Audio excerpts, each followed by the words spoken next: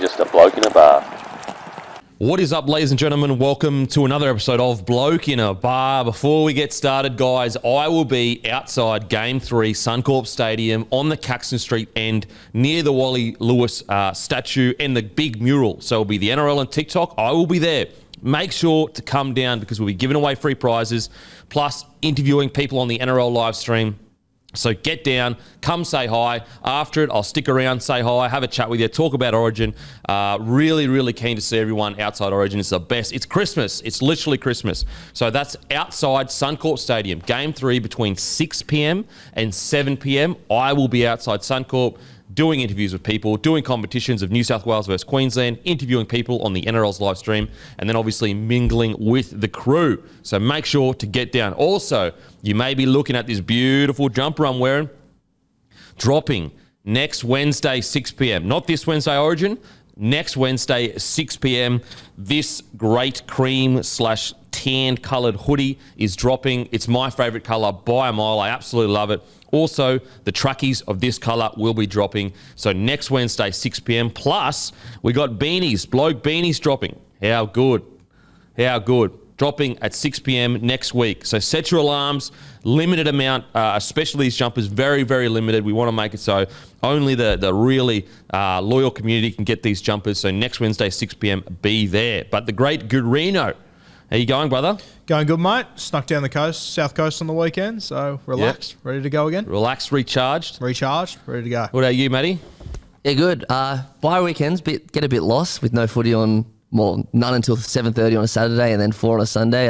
But Souths are back in the winner's circle. Origins in 2 days. Life's good. Life is good. Life is good. Also, grab a case of Bloke in a Bar from your local. Our Bloke Community is in every single Liquor Legends, and our OG Bloke is in every single Celebrations, Bottle-O, Porter's Liquor, IGA Plus Liquor, and New South Wales ACT. Go to blokeinabar.com, type in your postcode, it will show you nearest stockist. Grab a case. Grab a case of our middies for Origin. Perfect for midweek. Have a few of these. Wake up the next morning feeling fine. So make sure to grab a case of Bloke in a Bar. But biggest talking point, oh man, breaks me wee little heart, Guru. Breaks me wee little heart. Munster and Taulagi get COVID. Dearden and Oates come in. But let's talk about Munster and Taulagi. We'll talk about Taulagi first.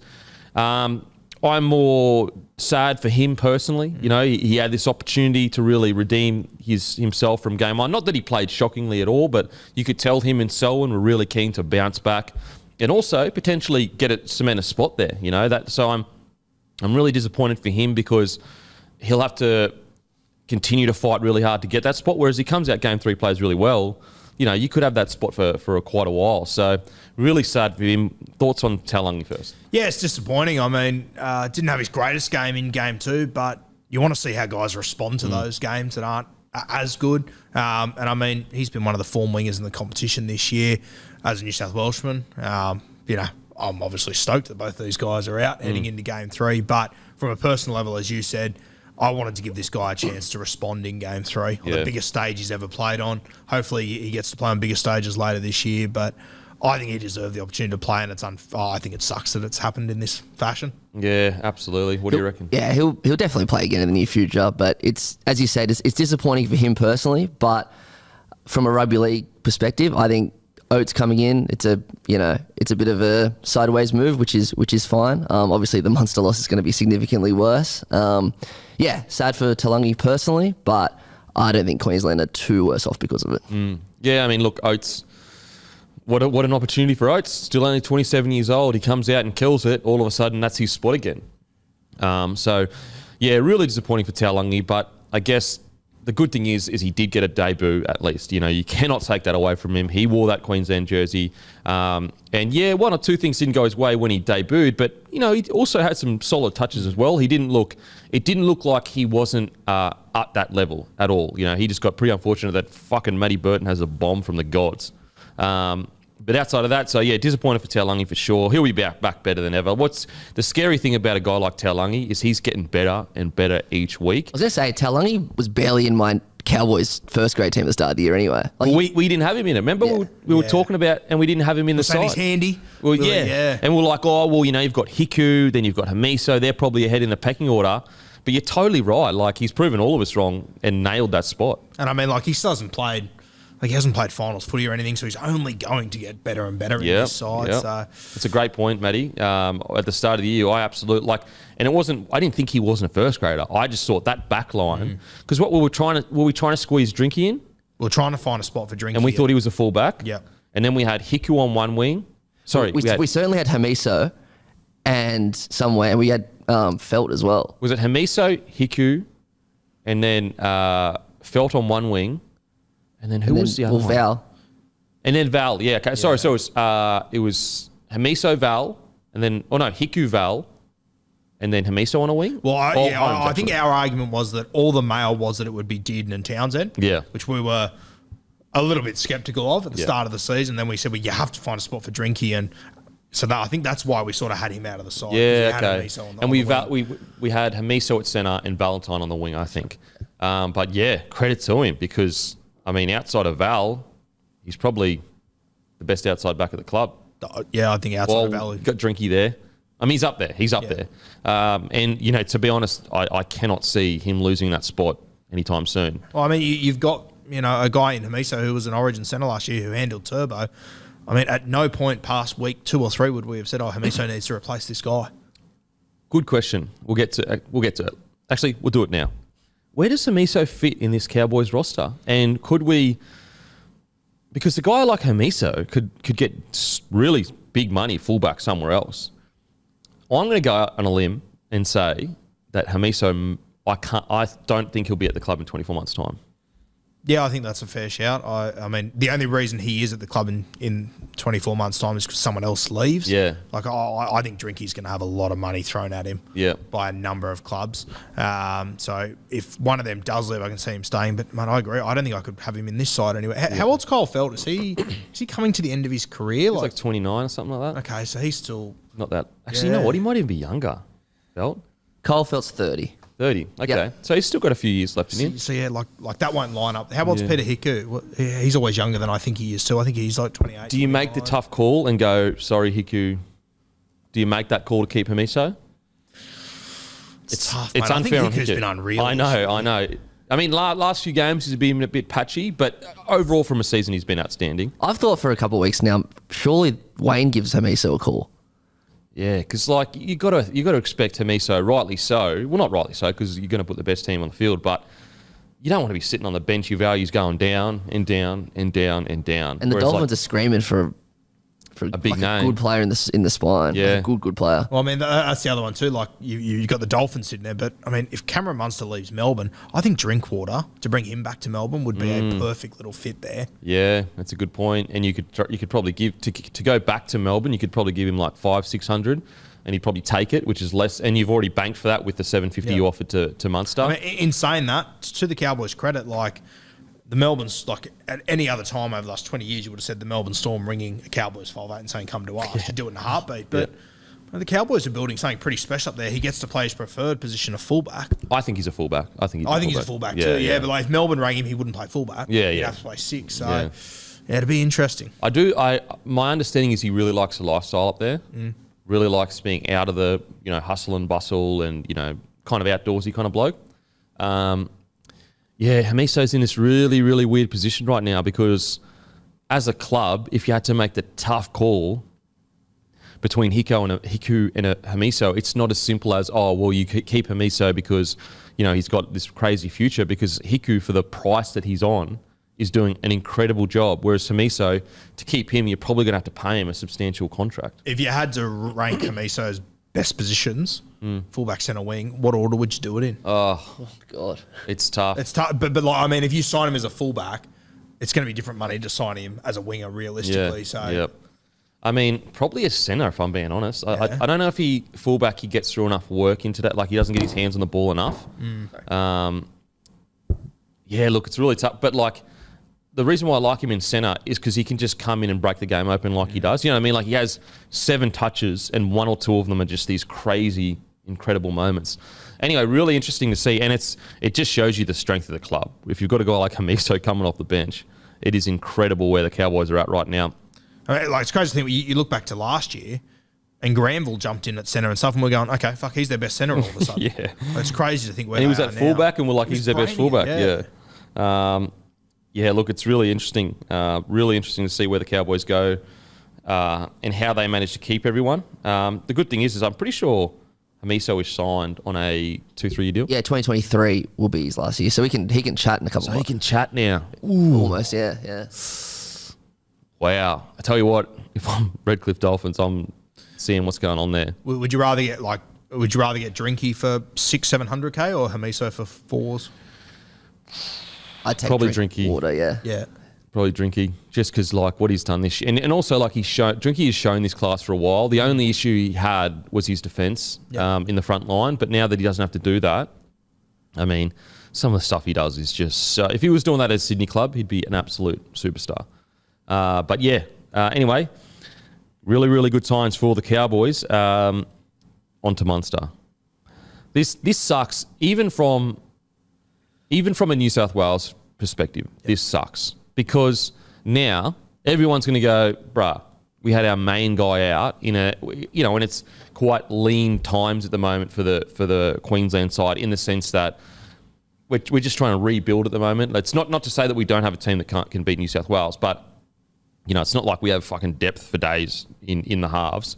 And so this sucks for Origin and the spectacle because we don't have Cam Munster. The king of Suncorp, this generation anyway, obviously Wally's always going to be the real king, but this generation's guy at Suncorp, look, I'm not a doctor at all. I hope you guys know that. My brother's a doctor, but I'm not a doctor. Is it time to let this shit go? Is it just a flu now? What I'm not getting is like, and please, again, speak to your medical practitioner, all that stuff. This is just a stupid bloke's opinion. Just a bloke in a bar. That's it. But what I'm not understanding is that, like, if there is one group of people outside of young children that are not affected by this, as in affected, what I mean by is like they have barely any chance of going to hospital, all that kind of stuff.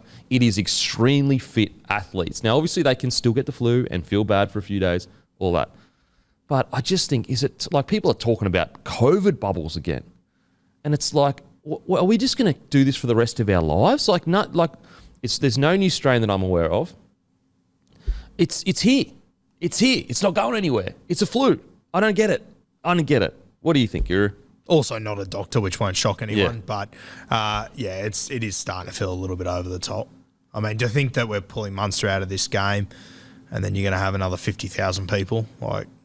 At Suncorp, there'll be 1,000 people with it there, easy. It's minimum. Not a doctor, but it just doesn't feel right to me. I don't know. There's no regulations anymore though. They were so pedantic last year because of like all the restrictions. Now we're all vaxxed, blah blah blah. Yeah. I don't understand why the Origin boys are getting tested twice a day. Look, I understand the bubbles last year before, and like fair play to everyone that did that. Like I so much respect and appreciation, but I just feel like it's here. Like, what are we doing? Like, it's here. Like, it's a flu, and again, I'm not discounting the people that have had some real hardship and heartbreak over this strain. I'm not like at all. That's different time. I'm talking about right now as it stands. Yes, it is something to be taken seriously. Yes, we should always keep a vigilant look on how things are going, but I don't know. I kind of feel like it's a part of society now. Essentially, everyone's had it. I don't know why we're pulling guys out of Origins. Like, tell me how that helps the general population. Well, COVID put me in hospital at the start of the year, and like I'm even saying it's ridiculous. Yeah. Like it makes no sense. Like, because if we're not stopping it now, if we're not removing these restrictions now, what has to improve to change that? That's what I mean. It's not going anywhere. It's not going away. It may like fizzle out over the next 5 to 6 years or whatever. I don't know. I don't know how. Like, is anyone sitting there going, "Oh, thank God those Origin boys isolated"? Like, no. Anyway, and I say the same thing. Let's say Nathan Cleary was out. I'd say exactly the same thing. And yeah, look, again. That's the other scary thing, that finals is only 12 weeks away. the climate probably isn't going to change in the next 12 weeks. If we get to grand final week and this sort of stuff happens, like I just don't get it, man. I don't get it. And again, I'm happy if there is information out there that says I'm wrong about this, and there is a very real reason why we have to continue to worry about certain things. Is it the pressure on the hospital system or whatever? Maybe, I'm not sure. I just think that like it's gotten to the point where there are so many people walking around with it right now that just because they don't like, people just don't test, and fair enough. It's the flu. I'm not understanding. I'm not. Anyway, what does this do for Queensland?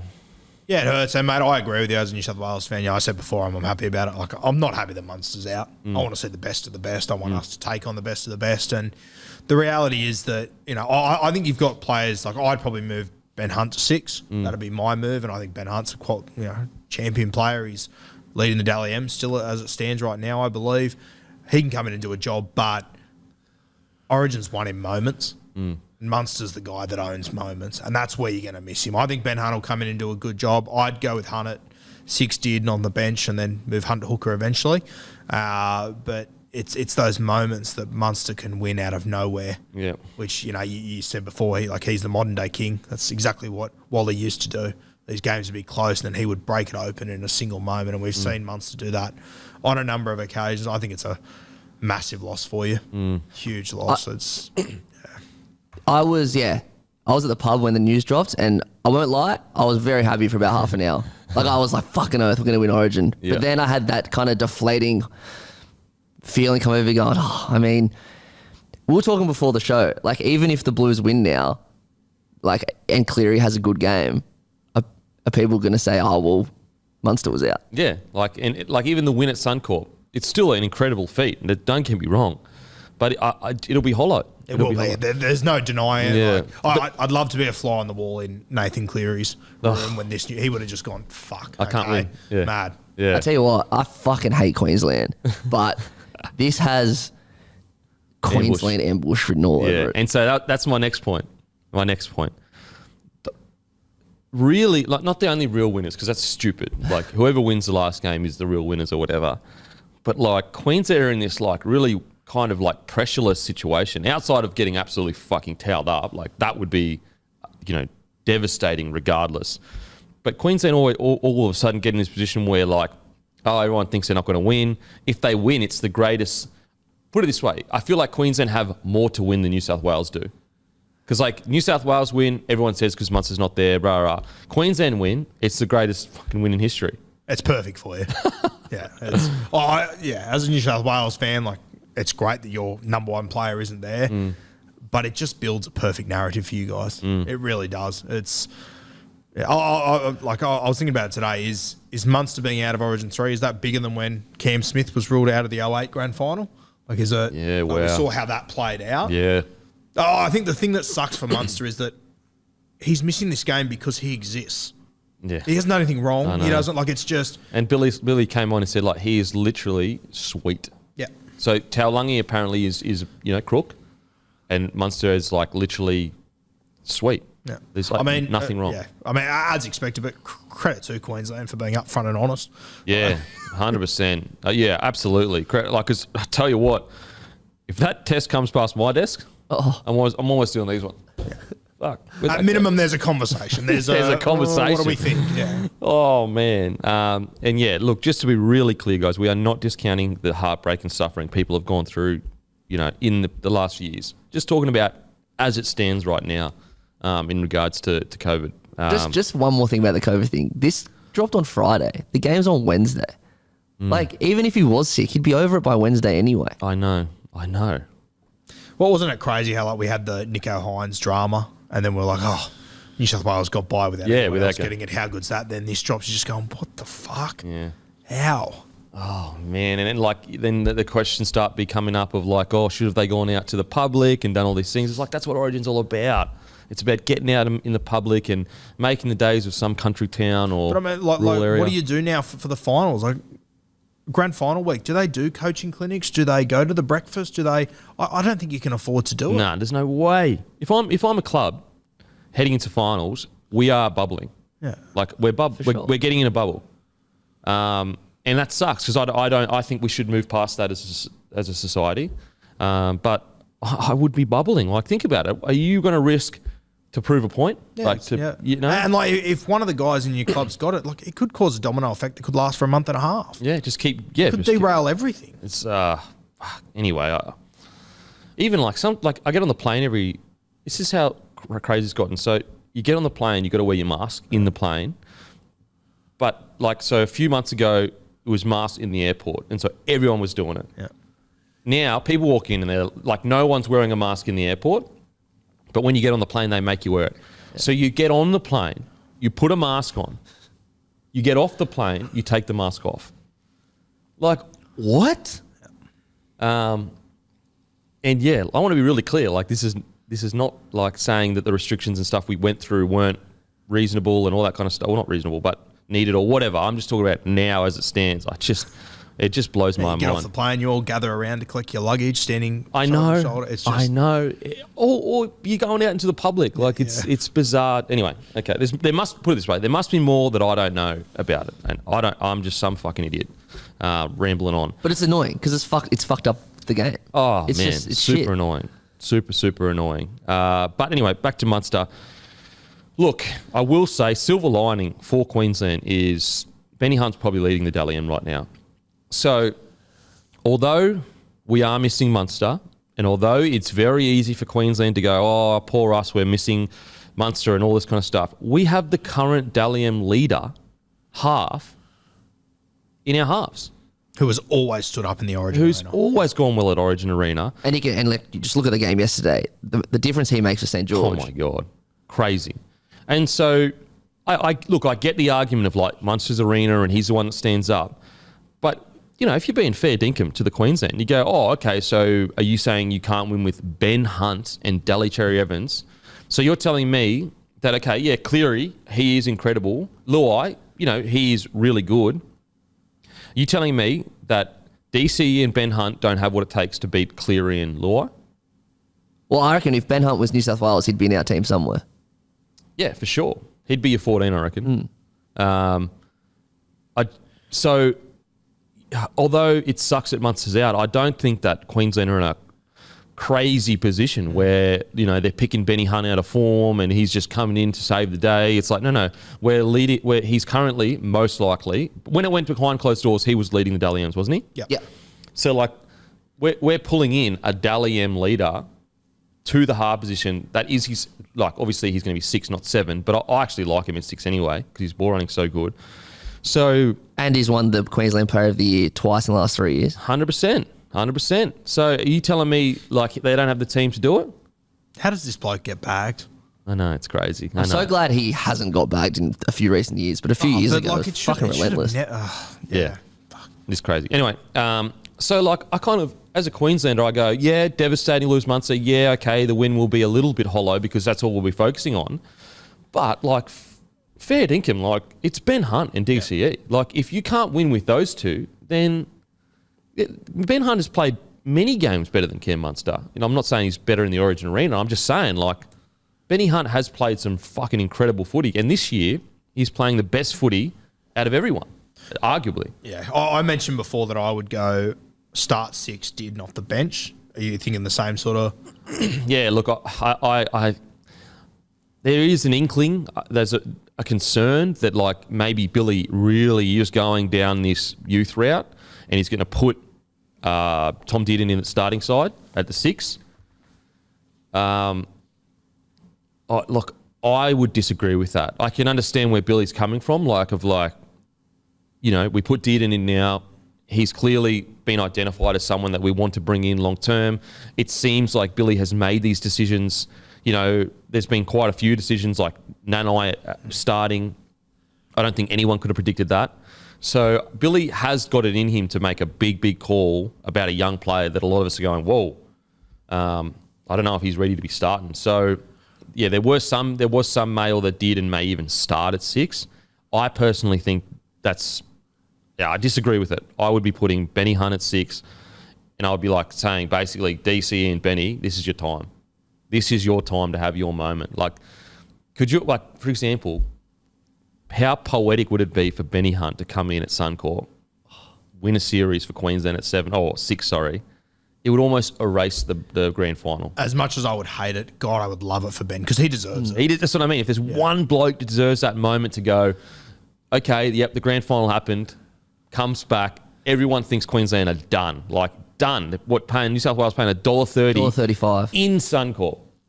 That's just fucking $1.35 against Ben Hunt and DCE. This is our spine. Ben Hunt, DCE, Harry Grant, and Kalen Ponga.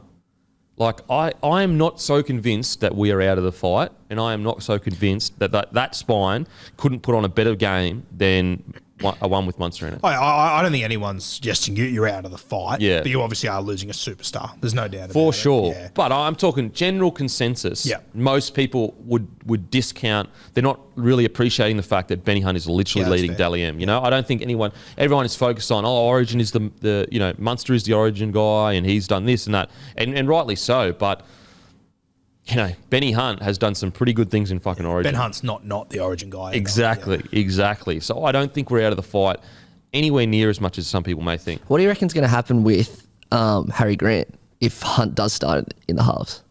How long do you reckon he'll play? Yeah, so like, will Hunt move to hooker at some point? Yeah, I think they'll basically say, Harry, we're going to get you in there for the first 20 to 30, then bring Hunt there for 30 to halftime, and Dearden comes on. And then maybe Dearden starts the second half, Hunt in at 9, and then the last 30, Harry comes back on, and they just say, Harry, we just need you to get through it. Like, just get through that 30-minute period and see how we go. That's how I see it happening. I think Dearden will get about 20 minutes in the middle, on the halves there. Right, so at the back end of the game, you think they'll take Dearden back off? Well, I think that they're going to hope that Harry can do something special and just hang in there. Well, he's done it before, Harry, in the last 20 in Origin. So yeah, well, this would be last 30. Last 30, yeah. So that's what I'm saying. Like, they bring him on.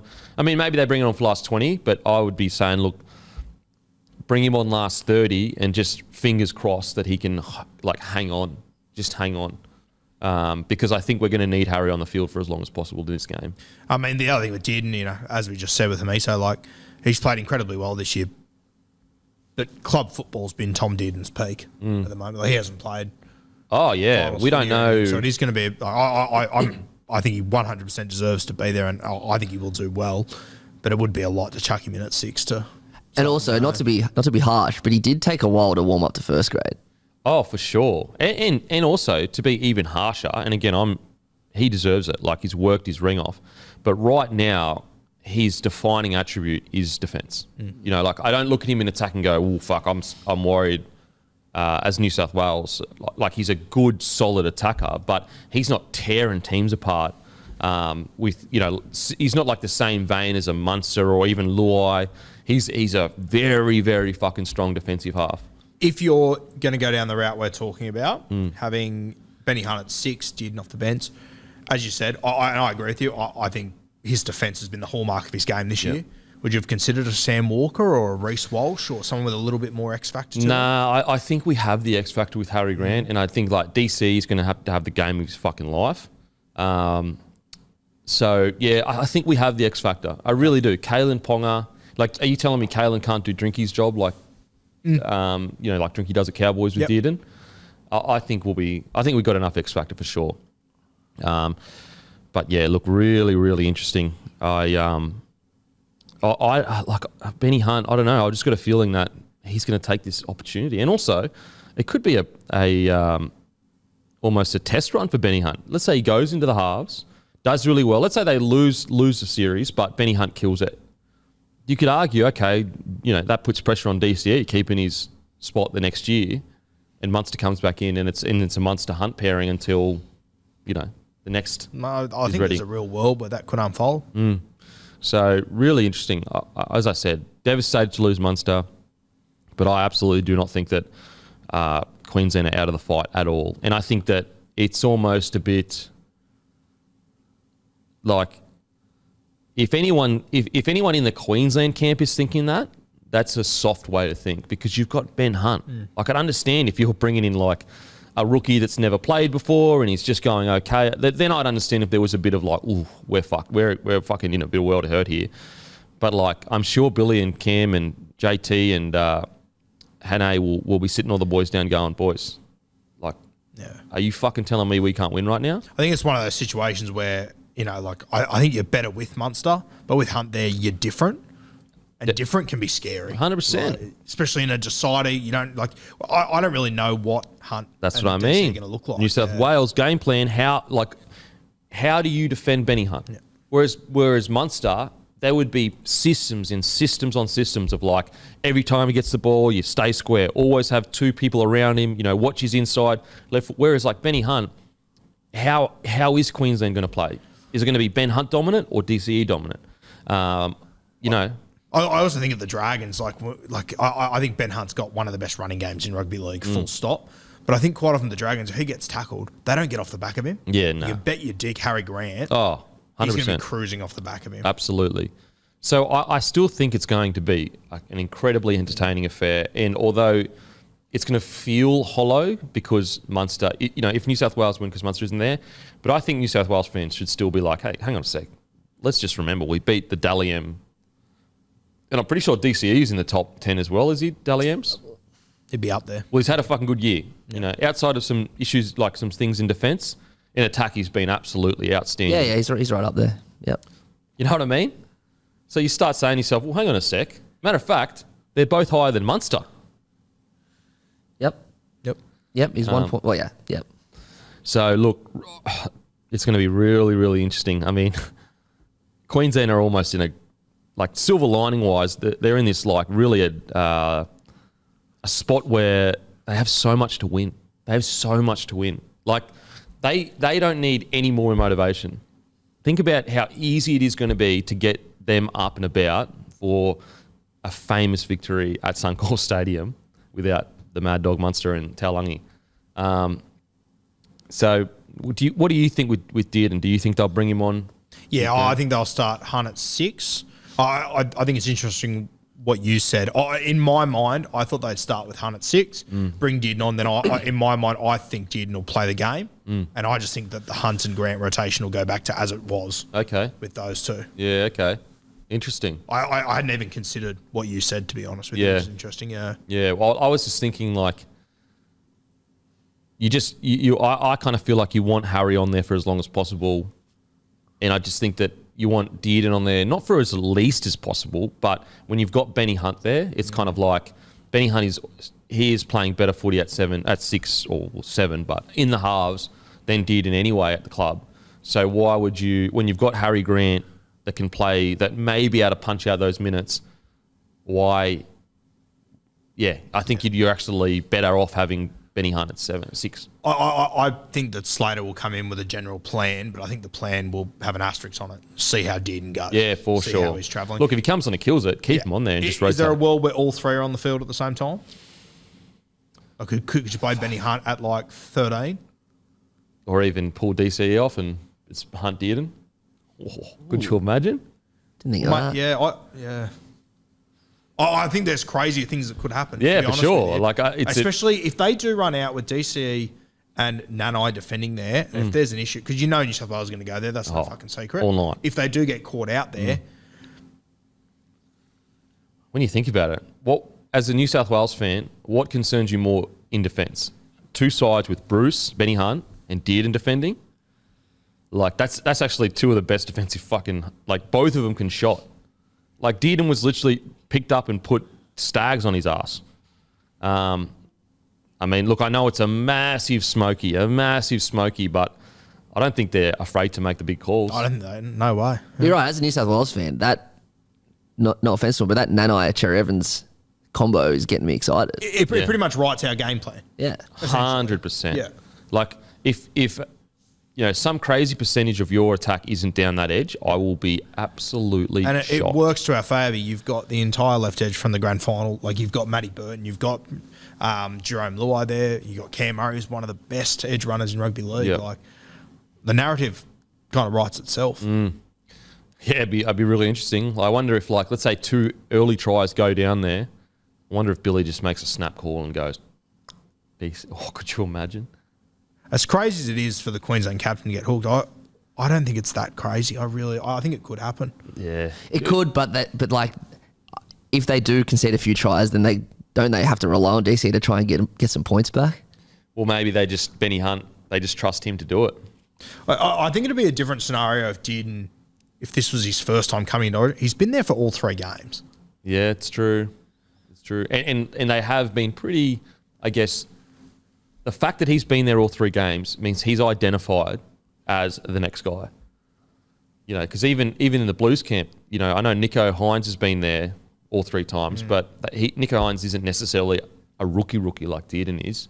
And Nico can cover Multiple every position, and he's not really there as the next 7 because it's like. But I mean, like they also, you know, they spent the first 2 games with Dearden in the squad. You could have brought Sam Walker in at any point you wanted. Yeah, they and didn't. Reece They Walsh. stuck with Dearden Yeah. and Reece Walsh. Like, there's options there. Yeah. When you have got the Dally M leading halfback in your team as well somewhere else. I tell you what, and from a game plan, like Freddie would almost be like, "What the fuck? Like what?" Yeah. It would almost shock them into, "Oh shit!"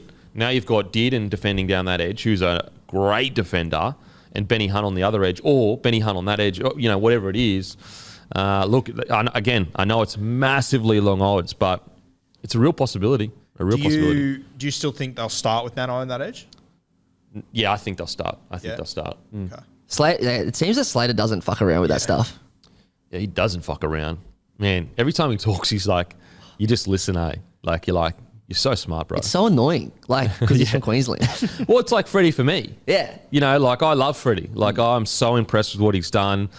And, like, it pisses me off that he's done so well, but I can't help but admire what he, like, you know, the massive calls that he's made. Think about the calls this bloke has made in such a short time. And in nearly every other scenario, every other dimension, they would completely implode. Like, it would be a fucking disaster of making... Like, I would love to see the number of players he's gone through in squads. It would be huge. People forget, this is crazy when you think about it. Like, look back and think about it. He debuted 11 people in one game. I know. 11 people. That's insane. And so I know it's a very fast-moving world and news cycles. It's almost every 24 hours and then we forget. But, like, Freddie's career at Origin coach has been nothing short of it. Absolutely incredible. Yes, they had the one hiccup year, but outside of that, he's made huge sweeping calls on a regular basis, and every single time he does, it seems to work. And this is coming from a bloke that sometimes I still think, like, with those big calls, I wonder how good it is for the squad long term. Like, when you're sending, like, for example, like all of us, we sit and we go, I don't understand the selection process from Freddie. We don't understand it. But at the end of the day, if they win this series, it's 4 out of 5. Like, how much longer do we need before we start going, okay, Freddie clearly sees something that we all don't see? Yeah, we don't have to understand. Yeah, we don't have to understand it. Yeah. It's working. Like, it's almost a swing series, because if Queensland managed to get the win, it goes to 3-2. And all of a sudden, it's kind of like this huge window New South Wales had may just have closed. And it's crazy, you know, if either team could win this by 1 point, and we're looking at it completely differently. It's insane. Yeah. I will say, too, another thing in New South Wales defence, we have to remember, you're missing Latrell and Tom Trbojevic. So, like, yeah, we're missing Munster, but you're missing Latrell and Tom Trbojevic. So, you know what, the more I think about it, it's kind of like, is it that much of a hollow victory? What's more valuable to State of Origin, Turbo and Latrell or a Munster? Well, you look at last year's series and you go, Tom Trbojevic, every series he's played, he's won, hasn't he? He's never lost a live Origin match. So what that means is when the game's on the line, he's never lost. So like he's played and lost in dead rubbers, but that's it. But he's never lost a series though, has he? No, neither's Latrell. Yep. You know? So I would say they at least both of them equal 1 for sure. Like both of them equal Munster for sure. The difference though is what you said before is like as good as Tommy and Latrell are generational players, at least we can kind of cover it. Whereas Munster, Yeah, it's a big loss just on the eve of the final. The finals. But you know, like that's still 1-for-1 player out. You know what I mean? Like you have key players out. So yeah. Fuck Origin, man. There's all like the drama. Every year something crazy happens where you're going, holy fuck, like how is this happening? But at least when something crazy happens, it usually is injury, suspension, whatever. Unfortunately, I think this series, if the Blues win, I think it's going to be remembered as the series that Munster was. Yep. Imagine being Munster, sitting. Will he be at home? He'll be at home, yeah. Fit as a fiddle. He won't be home if they're not letting him play. Yeah. Fit as a fiddle. Just like going, fuck. Like I'm not sick, like nothing. Anyway. I imagine too, without ever meeting Cam Munster, I imagine that he'd be a pretty big loss during the week as well. Being the sure. I imagine he'd be one of the alphas and the main guys, energy guys in this squad. He'd be bouncing off the walls in that room. I tell you what, holy shit! That's another thing. He has to stay in that room. He can't leave and go home and then isolate there. Oh, that is so fun. Oh, does he have to stay in the hotel? Well, I'd assume so. Oh, that's torture. Because like you've got to isolate immediately. Yeah, right. If they're not letting him play Origin, you'd have to assume he's like he went straight into that room and then he couldn't come out. Oh, they certainly would. Yeah, true. They wouldn't let him go across state borders. Yeah, cross state border, like getting a plane, fucking go home and that. Oh, fuck, your head noise would be off. Oh, dear. Oh, in that room. It's not even in your house. Oh, that's... anyway, we won't get into it because we don't... Yeah, anyway. Now, more devastating news. McLean out with a hamstring injury. Jacob Saifiti comes in. Watching this interview with McLean, basically understanding that it was probably his last chance to make his Origin debut, is some of the most heartbreaking stuff you'll ever watch.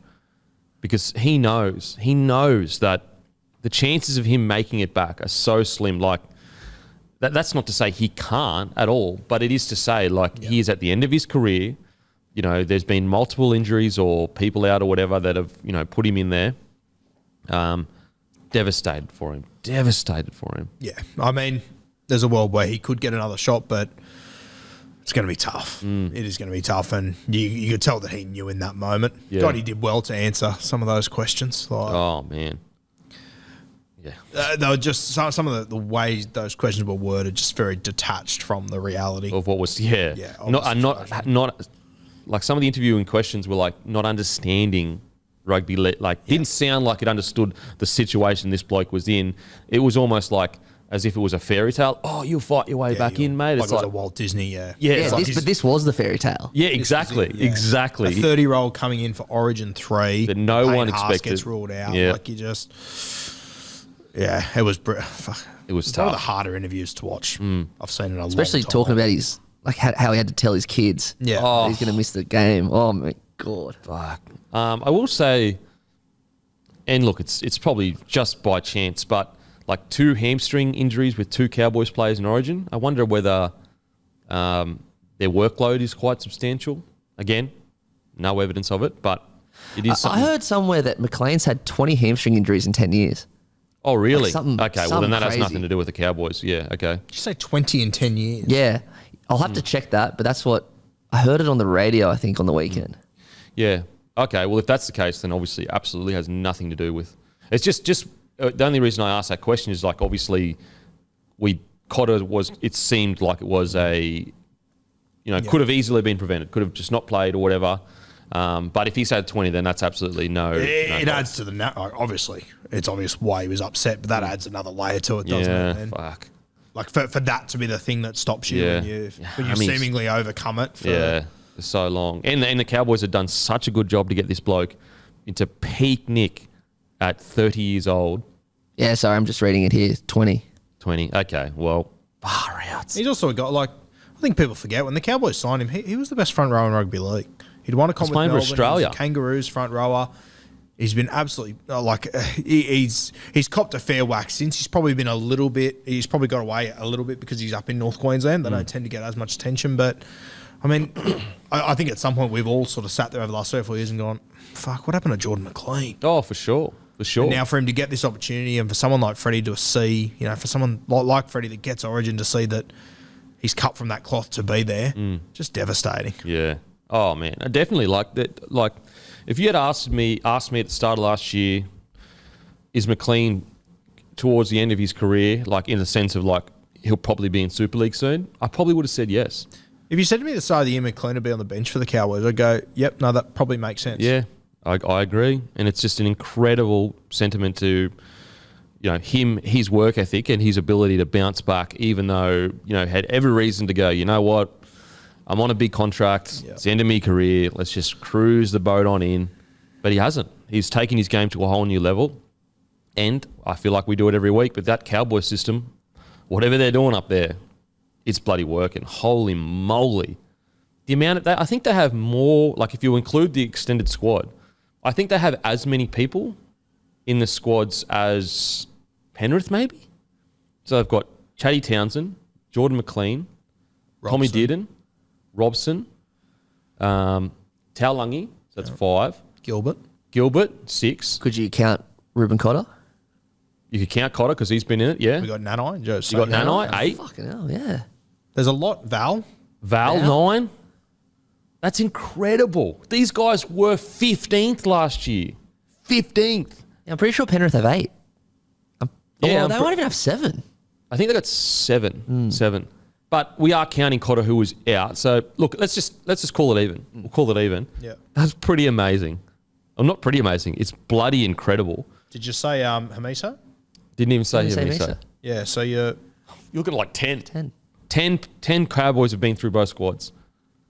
Far out. Amazing stuff what they've done there. Toddy Payton, honestly.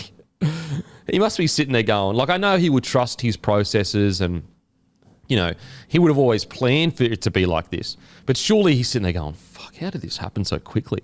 This was a 5-year plan, not a 2-year plan. That's the other thing. Like the way they're playing, it doesn't feel like a flash in the pan, a team that just got a hot hand all of a sudden. Nah, no way. They're playing grindy, proper team rugby league. Yeah. Like it feels like it can go on for longer, you know? Absolutely. It almost feels like they actually got a bit more in them. Yeah. You know, when you watch them play, you know, sometimes they have really low, like perfect example, they played Penrith, they lose 22-0. They've clearly, like if they complete at a higher percentage that game, they lose 16-6 or something like that. And all of a sudden, they're only losing by, 10 points to Penrith Panthers at Penrith. Whereas, like, there's been teams in the past, like you look at the Eels in 09, went on that unbelievable run, but we all knew. Shock anyone they weren't that great in 2010. We all knew what was happening there. It was a crazy run. It was even the same as the Cowboys in 2017. They went away the grand final. Was anyone shocked they weren't sensational in 18? Yeah. Whereas this team just feels like... Yeah. Cowboys in 17 were really interesting because we did think bringing back Thurston and Scott that's true. Would be really good. But I know what you mean where when you saw them come out the next year and struggle, you're like, oh, okay, like... Michael Morgan had the hot hand. Taumalo won the Dally M that year. Whereas this team, like... I said to you who's been their best player. Very hard to say. You could go to 10 people. They could say 6 different blokes. I know it's obvious, but it's obviously their defence that is... They're averaging 14 points conceded a game. Yeah. Compare that to last year. Yeah. So good. Honestly, the Cowboys, what an incredible story. Toddy Payton, absolute shoe-in for Coach of the Year. Unless, like, the Sharkies continue to improve, which we'll get to, because, like, I think the Sharkies might be back.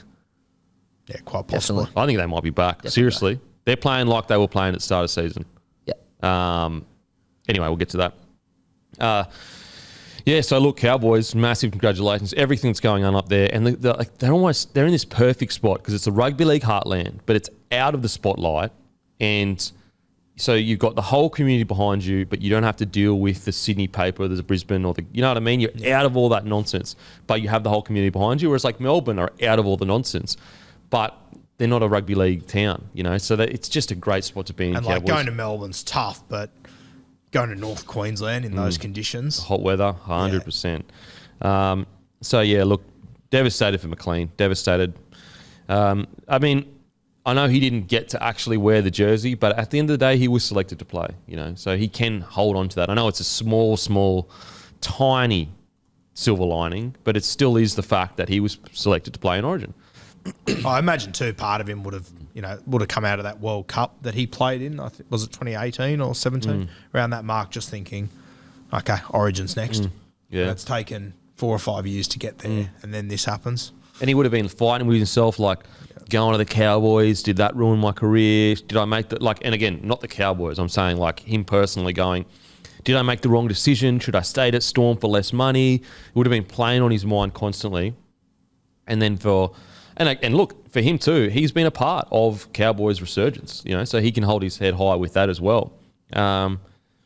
Look, incredible stuff for McLean's turnaround. So, wishing him all the best. Jacob Saifiti comes in for his debut, the big fella. Look, like there's been, I guess, a lot of, first of all, massive congratulations to Jacob. I think Freddie sees something in him. I think he's a player that Freddie has identified as can do a job, big body, and also he's going to get a lot of confidence out of going into camp like this. I think it's exactly what the Newey Knights need, a player of his age and importance to the squad to go and get some confidence. So, yeah, massive congratulations to Jacob Saifiti. Do we think he's going to play? I think he'll do more than come into the squad, won't he? Like, I'm looking at their team list now. They've still... Oh, no, he'll play. He's playing. Yeah, Yeah. he's playing. Good. Okay, sweet. Sorry. Yeah. Yeah, I mean, all the criticisms I've heard, you could copy and paste from 4 years ago and replace Daniel with Jacob.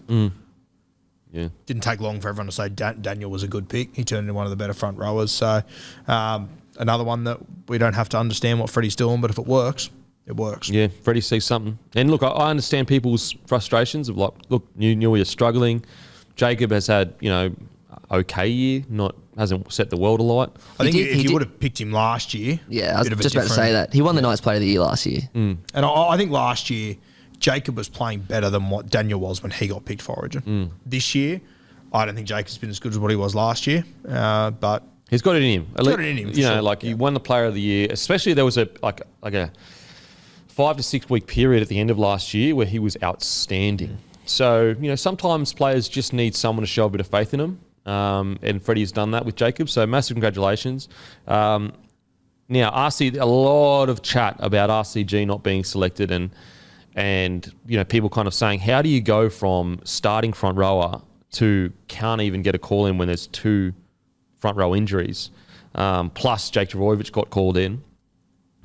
Freddie said in an interview that RCG's style of play doesn't suit how the Blues want to play. I'm pretty sure he said that when he was asked about Penrith and is there some tension between RCG and Penrith. Freddie said, no, this was my decision. He doesn't suit the way the Blues want to play. I actually can see some sense in this only because the McLean selection and the Jake Trbojevic selection. And it seems like Freddie has identified that he needs 2 front rowers that are like really good defensively. Not to say that RCG isn't, but they are both kind of, you look at McLean and you look at Jake Trbojevic, they're both kind of old school front rowers. In saying that, like, can Jacob Saifiti offer anything that RCG can't? In my opinion, probably not really. I'll just throw this in there. Jacob Saifiti's missed 2 tackles in the last 4 games. Okay. And how many tackles has RCG missed? I'll get that for you. So he has gone that defensive route again. And so that idea of Jake Trbojevic and McLean, who McLean had missed like 12 tackles all season or something, so that's not even won a game. Freddie must have identified, I need 2 front rowers that can just defend their dicks off and we'll get the speed from our outside backs.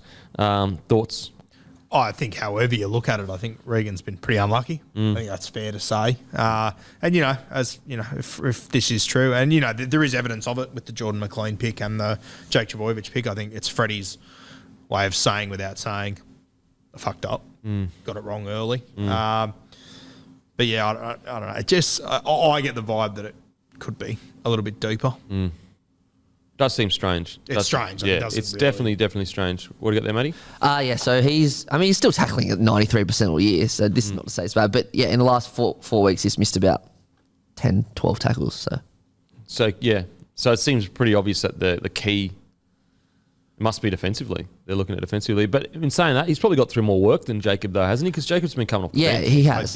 A lot more. And Regan's in attack significantly better than Jacob this year. Yeah. What's Jacob's tackle percentage? It is 95.6 and Regan is 93.6. It's not that much difference. It's not that much difference when you consider that Jacob has he played 1 game of finals footy last year. Hasn't played Origin before. Whereas you've got Regan who has played finals footy. I mean, I thought he was Parramatta's best forward in the final series last year. He was good in game 1 for New South Wales. It's good. Like he's been on it's for 3% tackle efficiency difference or whatever. Not even 3. I think it's like 2. And he gets through more work. And Regan gets through more work. Way more work. Really interesting. Yeah, look, I've gotten to the point where Freddie clearly sees something that I don't. Yeah. I think he's proven that. Fair? Which has been that's been Freddie's entire career. He's always seen shit that other people can't. You're right as well. Like Daniel, he's proven to be one of the premier front rows of the game. But when he got picked, he pretty much had 2 good games that the media were talking about, one against the Roosters, one against South. And I was like, oh, yeah, Saifiti could play.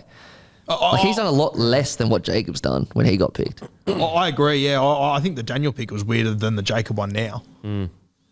But Freddie was proven right. Again, I just trust Freddie. Yep. You know what? I'm not a doctor, and I'm also not a New South Wales coach. Just so you know, Which guys. one are you closer to, do you reckon? Probably doctor, mate. Probably doctor. If I'm being honest. Because my brother's a doctor, so... it's so weird, like, my brother's a doctor. It's like, what the fuck happened to my fucking brain? Hey, bro, can you do some research into my brain and, like, why you got the better one? You can't. What a dog. Gets to be a doctor. What a fucking dog. I'm off him. No, but the problem is he was a fucking crazy athlete too. So he got everything. So he's got everything. The dog. I'm off him. Reckon he's talking shit about you at his work? Yeah, for sure. No, he does market research. So he's always like a young fella will come in or whatever that's between 18 and 35, and he won't bring it up, but like for some reason, if you're between 18 and 35, you have some connection to Bloke somehow. Like you listen to it, you watch it or whatever. And he's always like, oh, okay, yeah, all right. And they don't know that he's my brother. I was wearing your Bloke shorts on the weekend and someone said, oh, Bloke at a bar. And I had no idea who I was. Oh, really? I was like, oh, this is fucking awkward. I like the podcast. I was like, yeah, no, it goes all right. It's good. Oh, is that what he said? Yeah, I was like, oh, I'm not going to fucking say, oh, I'm on it. Oh, fuck. Like, yeah, no, it's good. Goes good. Well, some people still think that, like, some people are like, oh, I love the podcast. And I'm like, oh, yeah. And they're like, yeah, the locker room. And I'm like, locker room hasn't been around for ages. Like, I haven't interviewed players for a while. But I appreciate what I really find interesting about, like, Bloke merch and that is, like, most other brands, when you see, like, somewhere in a Nike or whatever, you wouldn't walk over to them and be like, oh, fuck, Nike or whatever. Whereas Bloke, people don't know each other, will stop and get photos together and be like, fuck yeah, Goosey or Bloke in a bar or whatever. It's great. It's friggin' awesome. I think you've seen it built from the ground up. Yeah, absolutely. And that's like, even like little things like the beer, like this is like true. This, like VB4X, like awesome, like so good at what they've done and what they mean to this Australian culture. But the beautiful thing about Bloke at Bar is, like, this is our generation. Like we get to tell our kids that we made this, it's not 100 years old made by someone that's not connected to us. Like, we made this. And again, VB and 4X and Great Northern, all that stuff, they'll always be, I guess, staples of Australian culture. But yeah, that's a good thing about Bloke. It come around in your time and our time. So look, interesting things going on with the Blues camp. But as I said, I think we trust Freddie. I think we just trust Freddie that he knows what he's doing. I think Jacob Saifiti is going to have a good game, because I just think that, like, you look at his physique, you look at his body, he is made for Origin. He's big, he's mobile, he's fit, and sometimes, like, it's even like sometimes when you play first grade, you play better when you play first grade than when you do play reserve grade. Because when you go down to reserve grade, like, people around you are making mistakes and they're not as good. Sometimes you need to get into a system where everyone's a gun and you just need to do your job. And maybe that is the case with Jacob, where, Newey Knights aren't going that great. He comes to New South Wales and all the players around him are killing it, and it makes him play better as well. And I know we've mentioned it, and you can probably talk about it more, Matty, but I would assume that Freddie made this decision with the Saifitis probably 4 and 5 years ago when he saw them in those pathways, that he would have seen something then, that he would have known there was something here. Yeah, absolutely. Yeah, absolutely. Totally agree. Just want to give a quick shout out. I feel like this is a Cowboys podcast, but Chatty Townsend getting called in. How good is that? How good is that? And you know what? The amount of people where they were like, oh, what about the fucking terrible signing by the Cowboys? Chad Townsend, are you serious? And the amount of people like, bro, put some respect on his name. He won a premiership. Like, what the fuck are you talking about? Like, I don't understand. Like, just so quickly people forget. He won a premiership. He's a high-quality half. He won their Player of the Year in, like, 2019. They don't grow on trees, good halves. They really don't. And also, there's so much more to rugby league than try assists and tries and line breaks. Like, there is so much more to rugby league. And so there was never a day where I thought Cowboys signing Townsend was a bad thing. And, I mean, a lot of people that said that they paid him too much. I mean, I reckon you could push on those people. He's probably the value signing of the year at the moment. Him and Reynolds, 100%. Him and Reynolds, easy. And you know crazy. what? You could argue probably better than Reynolds because Reynolds has been injured in that. Yeah, and I'd say, like, value-wise, they would have paid less for Townsend than what the Broncos would have played for Reynolds. No, I think Reynolds took a little bit of a pay cut to go to Broncos. But you're right. Like, if Reynolds took... I'm pretty sure Sharks offered Reynolds more than Broncos did. Yeah, okay. I think they're on about the same, about 700. Again, I don't know for sure. Yeah. I just think it's unreal for Chad, who... Like, the other thing about him, he's never put a foot wrong. I know. He has always put the game first. It's Yep. never been about Chad. You know, he was a Sharks junior that came through there. They pissed him off to the Warriors. Yep. And he tries to give insight to people, like with his YouTube and his Massive social insight. media. Yeah. Like I had him on my podcast probably 18 months or so ago, and like the kids are in the background crying, and he was sort of, mate, I'm so sorry. Just give me 2 minutes. I'm so sorry. I go, mate, you're don't be giving sorry. me all the time. Yeah. In the world. Don't. You're doing me a That's favour. the sort of fella he is, though. Yeah, Like, absolutely. And you know what? I think he would do a job at Origin. I really do. Like, I don't think he's been brought in just for moral support or whatever. I think he's genuinely been brought in case someone goes down. And I think he would play. I really do. I really think if Nathan Cleary were to go down tomorrow, they would put Chad Townsend in. It's probably good now that Dearden's playing that Chad can get in Freddie's ear a little bit as to what Dearden's going to do. Yeah, Is that right? 100%. Absolutely. You can talk about it. And I like he obviously spoke about it in my podcast. I'm sure he's spoken about it in other places, like in that finals game for the Sharks where he got hooked. Yep. And he just went into Flano's office on Monday morning and said, hey, how do we move forward? What's the best thing for the Sharks move? Not, well, where's my fucking spot? It's my, blah, blah, blah. It was, how do we work this out the best for the Sharks? Yeah. And then he come in the next game, and the first thing he did was put Lukey Lewis over, and then they won the comp the next week. Yeah. That's... Guys, being the key seven at your club, winning a premiership, it is not easy. And also the Sharks, like they came from nowhere in the sense of they didn't have this crazy roster that like a Roosters roster. Now, you look back on it and you go, oh, look, Lewis, Paul Gallen, but it wasn't this just out of this world roster. Like Jack Bird was a rookie. Valentine Holmes was still essentially a rookie. I think it was Gerard Bill on one side as well. They had like Fecky, Latelli. Latelli. You know, it wasn't like the only superstar was probably Benny Barber, really. Yeah, Benny Barber, and like he had a really good year, but he wasn't vintage Ben Barber. Like he wasn't 2012 Ben Barber. Then you had what? You had Fafita, you had McInnes. Oh, I tell you, had a good year. Matt Pryor was good that year. Matt Pryor was outstanding, but again, is he a renowned, whatever? Like so he was in England within 2 or 3 years. Yeah, absolutely. And then you look at their bench as well. Like it wasn't this crazy roster. Put it this way, compared to say the Melbourne Storm's roster, where you've got Cam Smith, Cooper Cronk, Billy Slater, Cam Munster. We'll never get a spine that could have. Well, mate, all the talk that entire 2016 was all about the Melbourne Storm. Yeah, that spine. Oh my god, Cam Smith, Billy Slater, Cooper Cronk, Cam Munster. I honestly think that might be the best spine in rugby league history. In a club side? Yeah, for a club side. Was that the spine in the 17 grand final? Yes. Fuck yes. me. That's just no wonder they dominated so hard. Well, man. because Because I'm pretty sure Slater was injured in 16. Oh yeah, he was too. Yeah, and Munster went back to Munster was fullback. fullback, Yeah. yeah. So it's 17 that was okay. Yeah, because if they beat that spine, holy shit. But like that big three is so good that like you could make an argument for the 2012 team. Like they had Gareth Widdop at 5'8". Yeah. But those big three are so good together in a club team. Mate, you almost wonder how they didn't win a premiership every year they were playing together. Like seriously, they were far out. Like, yeah. Let us know in the comment section any other spines at club that you feel are better than Munster, Smith, Slater, Cronk. There'd be a few that would compete, like obviously the Canberra Raiders, Steve Walters, Ricky, Daly, Gary Belcher. Well, that's what I want to know. Like, I'm open to suggestions. Like, I'm not sitting here going, that's definitely it. But in my memory, what I've seen of rugby league, I can't see a spine being better than that. But like, at the end of the day, you've got the best hooker ever, fair. Easy. Best fullback ever, Yep. fair. Top 3 halfback at worst, I think. Statistically, you could have him at number one. Yes, you could have him at number Yeah. one. Yeah, I think it'd be fair. He won 3 premierships in a row Yeah. Yeah, at 2 different clubs. at 2 different clubs. Tell me anyone else. Took 16 franchises, 40 years for someone to win 2. Yeah. He won 3. He won 3 in a row, and I think he was part of like 5 of the last 6 premierships or some shit like that. Grand finals, sorry. 5 of the last 7 or whatever it was. Well, let's have it. So he's 16, 17, 18, 19.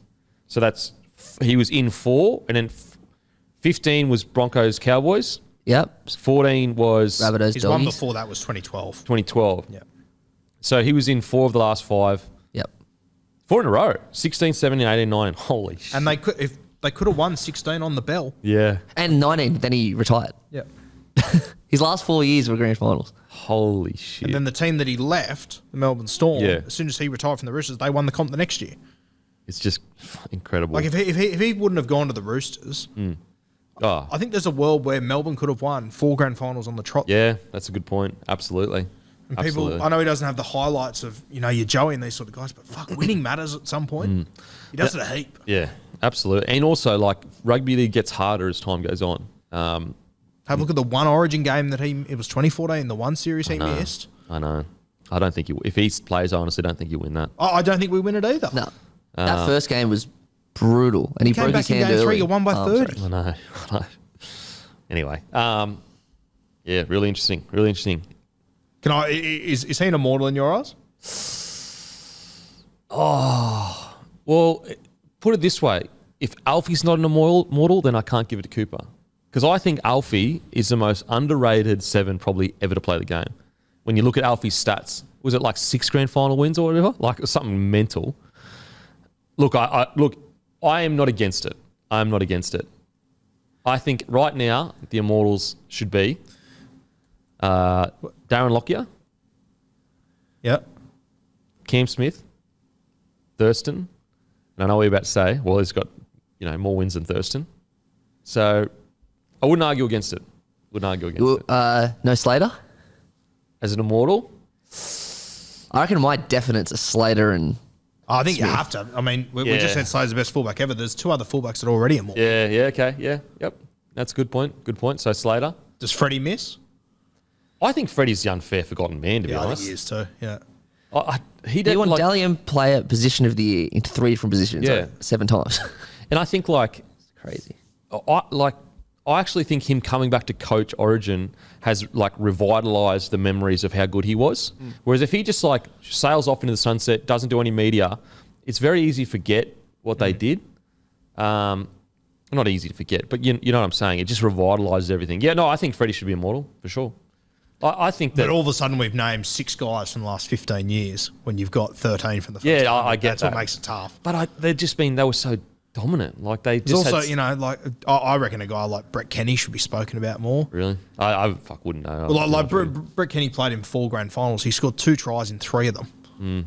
Like on the biggest stages, on the biggest. I didn't watch any of Yeah. that old school footy, so couldn't tell you. But I don't know. I just think that if you can't leave out Cam, and I agree, you can't leave out Slater. If we all agree he's the best fullback of all time, I actually think Darren Lockyer's there with him at fullback, but that would be bias, probably. I definitely have Lockyer as an immortal. Yeah, I think no Lockyer's doubt. an immortal for sure. So Cam Smith, Lockyer, Billy Slater, Cooper Cronk, Freddie Fittler. I would be happy with all of them in immortal. GI? I wouldn't. I think GI just misses for me. The only thing, GI, just consistency. Not like he was always good, but there were just sometimes, it's like he just sometimes would just chill and then he'd come out and break a game open. But I mean, GI is probably the best outside back ever for me, seriously. I have GI and Cronk as 2 very, very good Hall of Famers. Yeah. Just missing out. So you have Cronk missing out. Yeah. Yeah. There's just too many absolute because then all of a throwbacks. sudden, Yeah. If Cronk did what he did in 10 years' time when he wasn't surrounded by those other guys, I think he's a shit in for an immortal. Yeah. Interesting chat, though. I'm not sure what the right answer is. I really don't. I know you've got to lock in Cam for sure. Cam Smith, guarantee. Lockyer, guarantee, in my opinion. And I see your point in regards to Slater. If he's the greatest fullback of all time, then he should be, in there. Yeah, so Townsend, I don't know how we went from Townsend to that. Cowboys. Townsend to immortals. Yeah, Townsend's going to be immortal. Incredible from Townsend. Just want to say congratulations. Now into other major stories for the week. Actually, before we get off Origin, score prediction. I'm going to say the Blues by 8. I'm going to say I reckon it's going to be a weirdly high-ish scoring game. I'm going to say Blues 24-22. It's going to be close. Closer than people think. I'm going to say Queensland ambush. 26-16. If Munster was playing, would it if none of this happened with Munster, what was your score prediction like before we came into that? Does it probably change really a heap tight. for you? Or? Probably pretty tight. I just think that this might actually buoy the Queensland a little bit. Yeah. But it's not like you've taken X amount of points off for Munster. Nah, think they'll rise. Yeah. I think they'll. As I said, when you look at the squad and you go, okay, this squad is still an incredibly good squad. Incredibly good squad. Yeah. I'm not sure.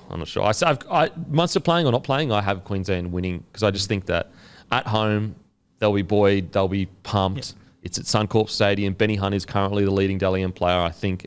Anyway, before it went behind closed doors. So I have Queensland winning regardless. It's unreal we've had an entire series where I'm sitting there going, it's 50-50. Yeah, for sure. It's like usually going up, I would be like, look, it's in Suncorp. The chances are so small, but I do think that this New South Wales absolutely can get the job done up there, even with Munster playing. Even with Munster playing, I still believe it's a pretty fair whack that they can get the job done. But I actually think the loss of Munster may help Queensland play better to a degree. I don't know it's definitely going to happen, but I'm saying like if I'm going to guess. You've got that vibe. That feeling of like, could this be an ambush? Could the boys just get massively up? And you just know that Smith, Slater, mostly not Slater because he's a coach, but they know Smith and Thurston are just in there going, Queensland spirit. Oh, fucking do this. Mate, boys, they'd be sitting them all down going, fucking boys. I remember when you guys won game one, we went to captain's run, and the first thing Cam Smith said on the captain's run was, "Oh, how good is it to wake up and be a Queenslander? I wanted to headbutt the wall." But that's just what it's like up there. Yeah, like there's just something different about Queensland, so you just know they'll be G'ing the boys up. Yeah, for sure, and that's also why I think in New South Wales defence that if yous do win, the win isn't as hollow as some are going to make out. Like some are going to say, Munster wasn't playing, but it is a very fair argument. You go, hang on a sec. Yeah, okay, Munster's a gun. They had Ben Hunt, the best player in the comp right now, voted by numerous different people. I will say, the more we're chatting, the more I'm kind of convincing it'll be less of a hollow victory. Definitely. What? Sorry? The more, like at the start, this morning I woke up and thought, fuck, it'll be a hollow victory. But the more we've spoken about it, the more I think about it. Yeah, I agree. You're missing Latrell and Tommy. Yeah. So it's like, okay. So does that mean next Monday we can eliminate the sentence Munster wasn't there? Yeah, for sure. For sure. I'm not going to be saying that because I truly believe that Queensland still have the squad to beat. I just hate that the general consensus people will just say Munster's not there, and it's just this is Origin. You missed. Yes, it is because of a reason that is very different this year. But you don't have Tom Trbojevic, you don't have Latrell Mitchell. So, and also you don't have Payne Haas. So fuck, it's not just like a one-way street. Now on to other stories. Reece Walsh signs with the Broncos. Charnze Nicoll-Klokstad signs with the Warriors. What does this mean for Cobbo? First of all, thoughts on the Walsh signing? Yeah, I think it's a really good get for Brisbane. I think that. I've always felt like he wasn't going to go back to New Zealand. I sort of felt like he was going to go elsewhere. But I think it's pretty evident that it's not like he's just been a dog about it. Yeah. There's a lot more factors that go into this than... I mean, it's not like he's also signed for the Broncos for a heap of money. He went unders. He went huge unders. Almost half of what the Dolphins offered him. I mean, we were talking about him 5 or 6 weeks ago saying that, I could see a world where he's able to get 700 somewhere. Yeah. Sounds like he's taken almost half that. Yeah. So I think it's a really good get for Brisbane. It's interesting how it's played out though. That's where he's ended up back. Yeah. After essentially not wanting him 2 years ago. I think it's the reason why you can almost be certain that he is not doing it for bad reasons is all he had to do was wait an extra 12 months and play for New Zealand, and he would have got a contract double the size at the Dolphins, like a 3 or 4 year deal worth $800K reportedly a year, and yet he has decided to take a much smaller contract, hundreds and hundreds of $1,000s left, actually millions less over the contract period, like 1.2 million less reportedly, because clearly he's had a relationship breakdown and he cannot be away from his daughter for a year. Once I heard that, like, surely that just eliminates everything. Like, if Yeah. you can't be with your kid, then that's the most important thing, right? Absolutely. Is the contract, is any of it like a player option or anything, or is it just smack 3 years is what it is? I think Broncos went pretty hard. Yeah, okay. I think Broncos played hardball with him and said, mate, you either sign, like, we're not, like, I probably reckon Reece may have, well, I don't know, but Reece's manager, he'd be crazy not to go to them and just try and get a 1 year deal. But I reckon Broncos were like, this is all we're on giving. NRL.com, it doesn't say player option or club option. It's just got 23, 24, 25. Yeah. Which is even more evidence towards he's doing it for the right reasons. Yeah. Like if you had 2 player options at the end of it, you're going, oh, okay. Yeah, we know We'll exactly probably what's go to happening. the Dolphins. Yep. Yeah. And so what I reckon the Broncos have done and gone and said to him, first when they approached Broncos, I reckon Broncos said, we got no money, bro. We got no money. Then I reckon when they realised how keen he was to get back, I reckon they put something together and went back to Reece's manager. And this is all just speculation, guys. I reckon they went back to his manager and said, we're willing to move a few players on, but just so you know, we're not going to do a year thing. This has to be a 3-year thing. You have to be committed to this club. If you expect us to move players on at this club and you want to be here, we want you to show how much you want to be here. And Reece probably went, I do want to be there and I am willing to do that for the club. So how can you knock the bloke? Yeah. How can you knock the bloke? Like, that's the other thing with the Broncos. Like, Reece Walsh is a great player. I love him, but they don't need him. Nope, absolutely not. Like, we're playing some bloody good footy. Yeah, you got Tamari Martin, who's been killing it there. I will talk about it later. I thought Tessie knew that was the best game of his career. He answered a lot of questions I had about him yesterday. Yeah, like he started a bit rusty. I think he had a drop ball and then a bad pass. But some of his play, you're totally right. Like I've never seen him pass a ball like that yesterday. He looks like he's been really working on his ball playing. Whereas like early in the game, for example, he had a 3-on-2, steps back inside and dropped the ball. And I think that was just like nerves and, getting back into the swing of things. But by the end of the game, he had that same 3-on-2 and he was absolutely nailing it. And so, look, great. I'm so happy for, and we'll get to that. We'll get to him. But yeah, back to Reece Walsh. I personally think Reece Walsh will play fullback. I think that it's almost writing on the wall. We are either going to lose Tessie New or Herbie Farnworth. And I think it probably is going to be Herbie because he may be able to get he may be able to get a bigger contract somewhere else and he wants to play fullback. Because if I'm Tessie, I'm like, mate, stay, and stay in that back line. It's a good back line. I'm just wondering, could you play him on the wing? You probably could. Don't forget, you got Jesse Arthur's coming back too. Whether or not he'll come back is I think he'll question. sign with the Warriors, surely. The Warriors need Jesse Arthurs. Yeah, true. But you're right, he could come back. In saying that, mate, like I think they're both great players, Tessie and Herbie. If you were to lose both of them, I think you'd be okay. Well, Jordan Pereira was outstanding. Well, mate, what about the other winger, Hoyter? Yeah. He was great. He went great. I mean, Broncos leaving too, obviously, so you will need other people to file in there, but there's a lot of talent there. Absolutely. Like, we have a lot of depth. Yeah. Like, Pereira, his carries were incredible yesterday. Especially now that Corey Oates is all of a sudden back to the Corey Oates that we met. So I think that you either keep Herbie at centre or you put Herbie to the wing and you put Selwyn at centre. You put Staggs on the other centre, Oates on the other wing, Reece Walsh at fullback. The tough thing is, obviously, where does Tessie fit in that scenario? And that's why I think, like, you could probably put Tessie in centre and move Cobbo to the wing. But then, obviously, where does Herbie fit? It's a good problem to have, though. Oh, I think for now, I'd be leaving Selwyn on the wing. Yeah. For now, probably for another year or two. Yeah, I would too. I mean, it's working for you. Yeah, I agree. Especially having Staggs and him down that edge, whilst you've got Chad Townsend having a weapon like him on that wing. Not Chad Townsend. Whilst you got Adam Reynolds. Yeah. I think it'd be worth keeping him out there. And, I mean, we've seen what happens with Selwyn earlier in the season when you might have given him a little bit too much too soon. Yeah. There's no need to rush this kid. Yeah, I agree. And keep him on the wing because Crossfield bombs in that as well. Yeah. And also, Kevin Walters has literally come out and said Reece Walsh is a specialist fullback. Yeah. So. Reece Walsh is going to be fullback. But I do think long-term they are hoping, I don't know how much it's going to work, that Mam turns into a really strong 7 and Walsh can be their 6.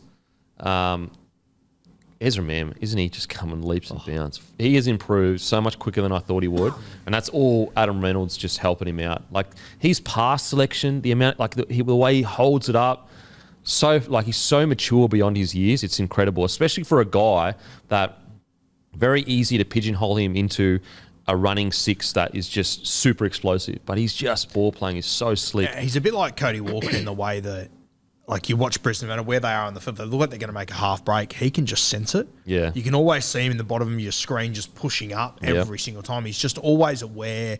He's just got a sense for when things are going to happen. And like even, there was that play where Staggs, he got the ball down the short side and he grabbed it for himself. And the ball's happening and he dropped it. You look at his left shoulder, Ezra Mam was standing there. Yeah. Like he's just got a sense of where to be and how to get there. It's incredible. Absolutely.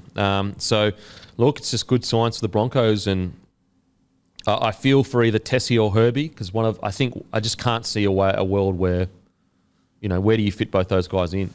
It's great for you though. It's fantastic for the Broncos. Yeah. Is there a world, because Reece is on so little, if Tessie continues to play like he did last night, where he has to fight for that fullback spot next year? If he keeps playing the way he did yesterday and he stays there for the rest of the season, you go deep in the finals, definitely. Yeah, which is interesting. That's crazy. That's crazy to show you the depth that has been built at the Broncos in such a short time. But at the moment, I thought like with Reece Walsh here at the back, it's a dangerous back line. And just to give, like, obviously Reece Walsh has been at the Warriors now. He had the opportunity to play with Shaun Johnson, but Shaun Johnson for the last few months hasn't been the guy. Yeah. He hasn't been Shaun Johnson. To give Reece Walsh a couple of months to play behind Adam Reynolds, oh mate, yeah, it'll be huge for him. It'll be massive. Back in the side that's winning games. We'll actually be able to see the best of Reece, not the battler Reece that's just trying anything and everything to try to get something done. And like the more I look at that Broncos side with him at fullback, like, it's such a well-balanced squad. You got the real experience in 7. You got these young kids, and you got experience out on the wing. You got experience in the back row with Kate Wall. Yeah, like it's a really well-balanced squad, mate. I can't believe how quickly it's come together. It's crazy. Yeah, I did look at it and be like, look, we just need an experience in key positions. Like we've got the young guys, we've got all the talent, just need experience, and we've absolutely nailed it. It's great. Like if you would have said a year ago that the Broncos are going to go back to Reece Walsh and say, hey, you signed for 3 years for less or we don't want you. Yeah. It's crazy how the landscape has changed so quickly. What's up, guys? Before we get back to the footy chat, make sure to grab a case of Bloke Community. We're now in every single Liquor Legends. Go to liquorlegends.com.au, put in your postcode. It will show you your nearest stockist. And OG Bloke is in every single Celebrations, Bottle-O, IGA Plus Liquor, and Porter's Liquor in New South Wales and ACT. Plus, it's in every single Celebrations Superstore in Queensland. Also, we're in plenty more stores. You go to blokeinabar.com, you put in your postcode, it will show you your nearest Bloke stockist. On top of all of that, Bloke 10 hoodies dropping next Wednesday, 6 p.m. Be there, limited amount. Bloke 10 hoodies and Bloke 10 trackies. Now, back to the footy. Now, Charnze Nicoll-Klokstad signs for the Warriors. Thoughts on this signing for the Warriors, Guru? Yeah, I like it. I think there's obviously more fullbacks in this game that have probably a higher ceiling than Charnze, but he's proven that he's one of the more consistent fullbacks in rugby league, and maybe that's what the Warriors need. Instead of a highlights, high-end sort of guy, maybe just a consistent guy that you can rely on every single week in a key position. I don't think any team's going to be worse off for having Charnze in their system. I think he's just one of those guys that's worth having. I mean, have the Warriors come out of this all that badly? Honestly, not really, especially when you consider, like, if Reece Walsh has personal dramas going on, he's never going to play good footy. Yeah. Like, it's going to be a drama. Eventually, it's going to catch up to him. And also, we've been talking so much about the Warriors, outside backs and them being shallow, and especially in the centres. Charnze has proven as a centre, really, really good centre. He played for his country at centre and played really well.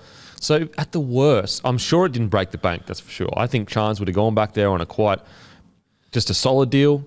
I think at the worst, you've got at the very least, you've got an extremely solid centre.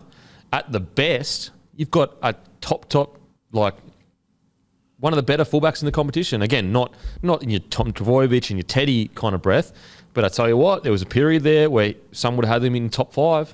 He was a best on field in the grand final until the last 10 minutes. And there's rumours that the Broncos, they could also see Tamari Martin go there as part of this Tamari deal. Martin, yep. If they get him and Charnze, I think they've won. I honestly, again, a happy Reece Walsh, No. But a Reece Walsh that is struggling to be there, I agree. And you know what? Maybe even a happy Reece Walsh, because you're right. That's 2 for the 1. Tamate Martin has proven he can really add something to a footy side. No, I agree. I don't think they've come out of this as badly as some people think. And also, I spoke about it last week, but you cannot put a price on a bloke playing for his country. They finally have a guy, not finally, but, you know, how much did we see Taufua? How much extra efforts did he make because that's his country? He was playing with pride, playing with passion. And I think Charnze will do the same thing. I was just about to say that's good to see 2 Kiwi boys go back. I think Charnze pretty much lived most of his life in New Zealand. I know he moved. I know he was part of the Melbourne system for 2 years as a 15-year-old or something. But yeah. You posted the other day. Isn't his kid back in New Zealand as well? Yeah, he went back to New Zealand, and his kid was like, "I didn't think we were going to see you again, Daddy." Like, Jesus Christ. He's like, "Whoa, it's a lot." That's a lot, and you know, I understand some people choose to work away. You know, Charnze didn't choose to. Like this whole situation that has gone down over the last few years has just made it incredibly tough. And also, people that choose to work away, you also have it tough. Like, I'm not, you know what I mean? You both have it tough. No, it doesn't make one less tough than the other. I'm happy for Charnze. If I'm being honest, I don't understand the Raiders' treatment of him. I understand he's been injured in that, but I don't understand the Raiders' willingness to... Look, actually, you know what? To be fair in Raiders' defence, if it is a family decision about wanting to be back with his family over in New Zealand, and it was more along those lines rather than the Raiders going to him and saying, "Listen, mate, there's just not a spot for you here. Savage is now the fullback." But if it was them granting Charnze a release on the compassionate grounds, then fair play to Raiders. And I mean, if Savage does go on to be the guy that I think we know he potentially can be, right, this could be a huge win for the Warriors and for the Raiders. Yeah, I just hate. There's like this feeling of like, did the Raiders fight enough to keep him? In the sense of, I agree with you. Yeah, I just think he offers so much to a team. Like, so you've got at the moment, who are their centers? Their centers are Sebastian Kris, and Tomoko. At the moment, I would have Charnze ahead of both of them. I know Tomoko has been that's really good, but for me, Charnze, I just rate him so highly. So look, especially because he has runs on the board too. Yes, he has runs on the board, and he's done it at a really high level. You know, you can't go wrong. Like Sebastian Kris, though, and Tomoko, especially Tomoko's been really good. But if they have given him the release on compassionate grounds, I think the Raiders do deserve a rap for this because in their recent history with dealing with players leaving hasn't been the best. You know, it's interesting though. Like players they want to keep, there seems to be a drama. Players where it's like, oh, okay, there isn't a drama, but Raiders deserve a rap for Well, it's going to be interesting to see like how the Raiders like handle this over the next couple of years because has the Jared Croker problem been solved realistically? He's still got 2 player options up his sleeve. Yeah, far out. That's another thing. Like we haven't really heard anything coming out in regards to them putting pressure on Jared, so they deserve a lot of respect for that, Raiders. Yeah, again, congratulations. If they did grant Charnze a release on compassionate grounds, I think the Raiders deserve some raps for that. Just on the Warriors for a moment, I'm just looking at their signings for next year. They've got Barnett, Metcalf, Nicoll-Klokstad, Niokora, Dylan Walker, and rumours of Tamara Martin. Yeah, Tamate Martin.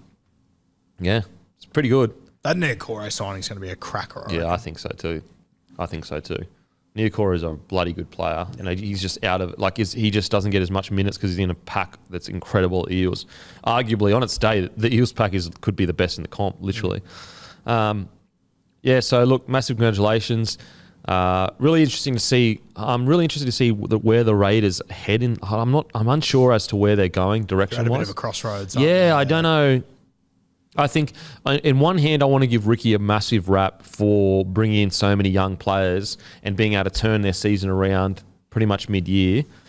But on the other hand, I'm like, ooh, do they have the strike needed to make that next step back into the top 8?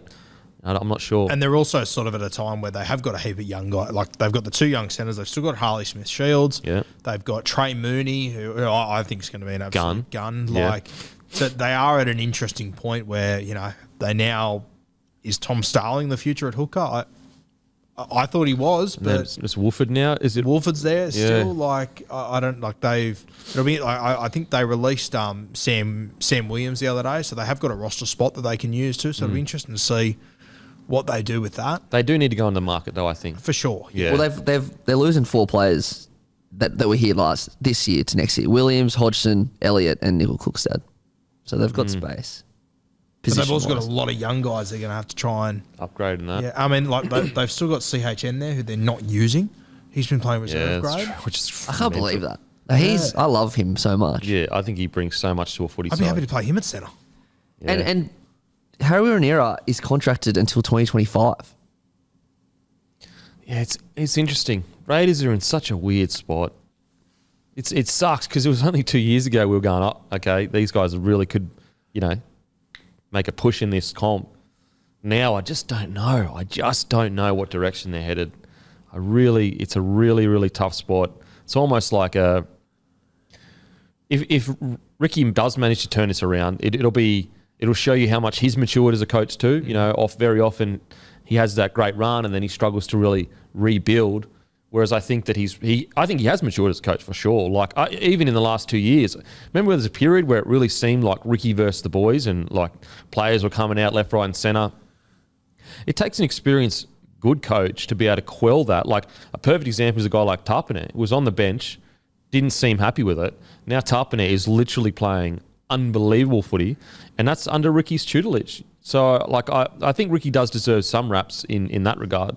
How old's Papali'i? Is he, what would he be, 31? 31, I think, yeah. 30. Yep, 30. 30, okay. So he's still got a few more years up his sleeve. Yeah, got a few more years up his sleeve for sure. We'll say this, Tarpany can talk November 1. Oh.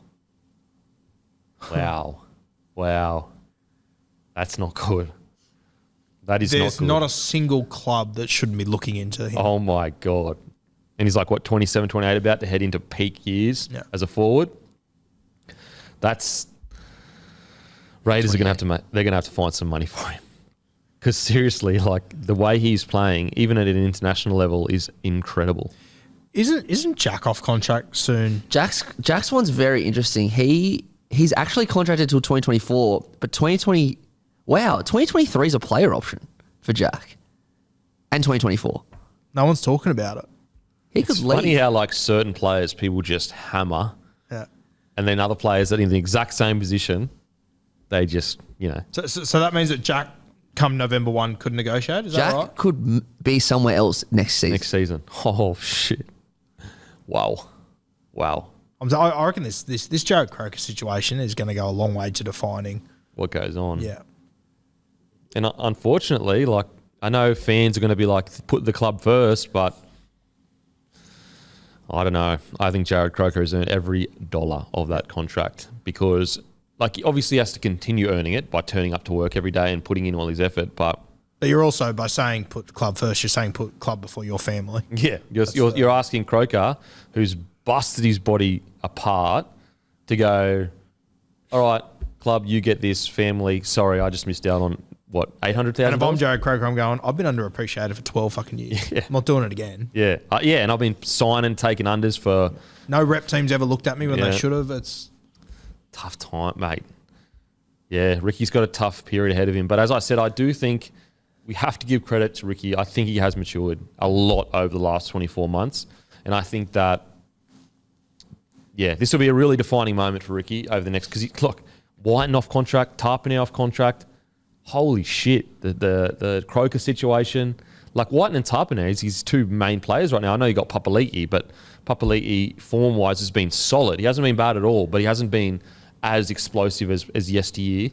Wow, really interesting time for the Raiders. Hopefully turns out all good. Now, Sydney Morning Herald is reporting that Tim Sheens is willing to coach the Tigers next year. I only brought this up because I know Tigers fans would want to discuss it, but like we don't really have any evidence that we don't have any quotes or anything like that.